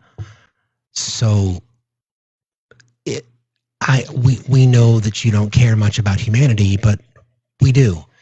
And I'm not up here, and neither is Manny up here defending people who are committing crimes. We just want them to get their due process, like anybody. Just like anybody. We want people who are, if they're suspected of a crime, we don't want them to be racially profiled. We'd like ICE to expose themselves by not wearing masks and identifying themselves properly. And then if that person is then found with credible evidence to be held, then they should go through the court process. And if they committed crimes, then they should be held responsible just like everybody else. It's not a lot to ask for. It's really not. The hypocrisy of asking for criminals to be detained when they point to, and I won't say her name, I will say the person who actually committed the act, though, Jose Antonio Ibarra. He's not being deported. No. He's being held in prison. He's not being deported. Nope. You're not deporting criminals. MAGA, you're not deporting criminals. No, you're not. Instead, we're just children and caregivers and people who are going to their immigration hearings and medical providers and et cetera, et cetera, et cetera, et cetera. It's just one thing after another. But so this is going to be a feature. You and I will connect. Whether we're going to do it on Mondays or Tuesdays, whatever that might be. It doesn't even have to be a consistent day. But first of all, I want to thank you for doing the work that you're putting into this, because we'll make Minutes with Manny a thing, my friend. We'll make it a thing. I appreciate you. I'm excited. Thank you. You got it, buddy. I'll talk to you soon. See you later. See you later. Bye. All right, friends, I got to wrap today. A little abbreviated show today, but just a crazy Monday. We'll be back on a regular time tomorrow morning, 8 a.m. Eastern time, over on the main. On the main. The main was behaving a little bit weird. I don't know what it was, but please join us over there. If you don't yet follow me here on the backup, please consider doing that. The die has been cast again. Thank you to everybody who contributed their donations. Thank you for your gifts. Appreciate you guys. Thank you, mods. I love you all. We'll be back here tomorrow morning. Go raid Felice. I think she's live on the People's Receipts right now. Tell her we said hello. I will see you back.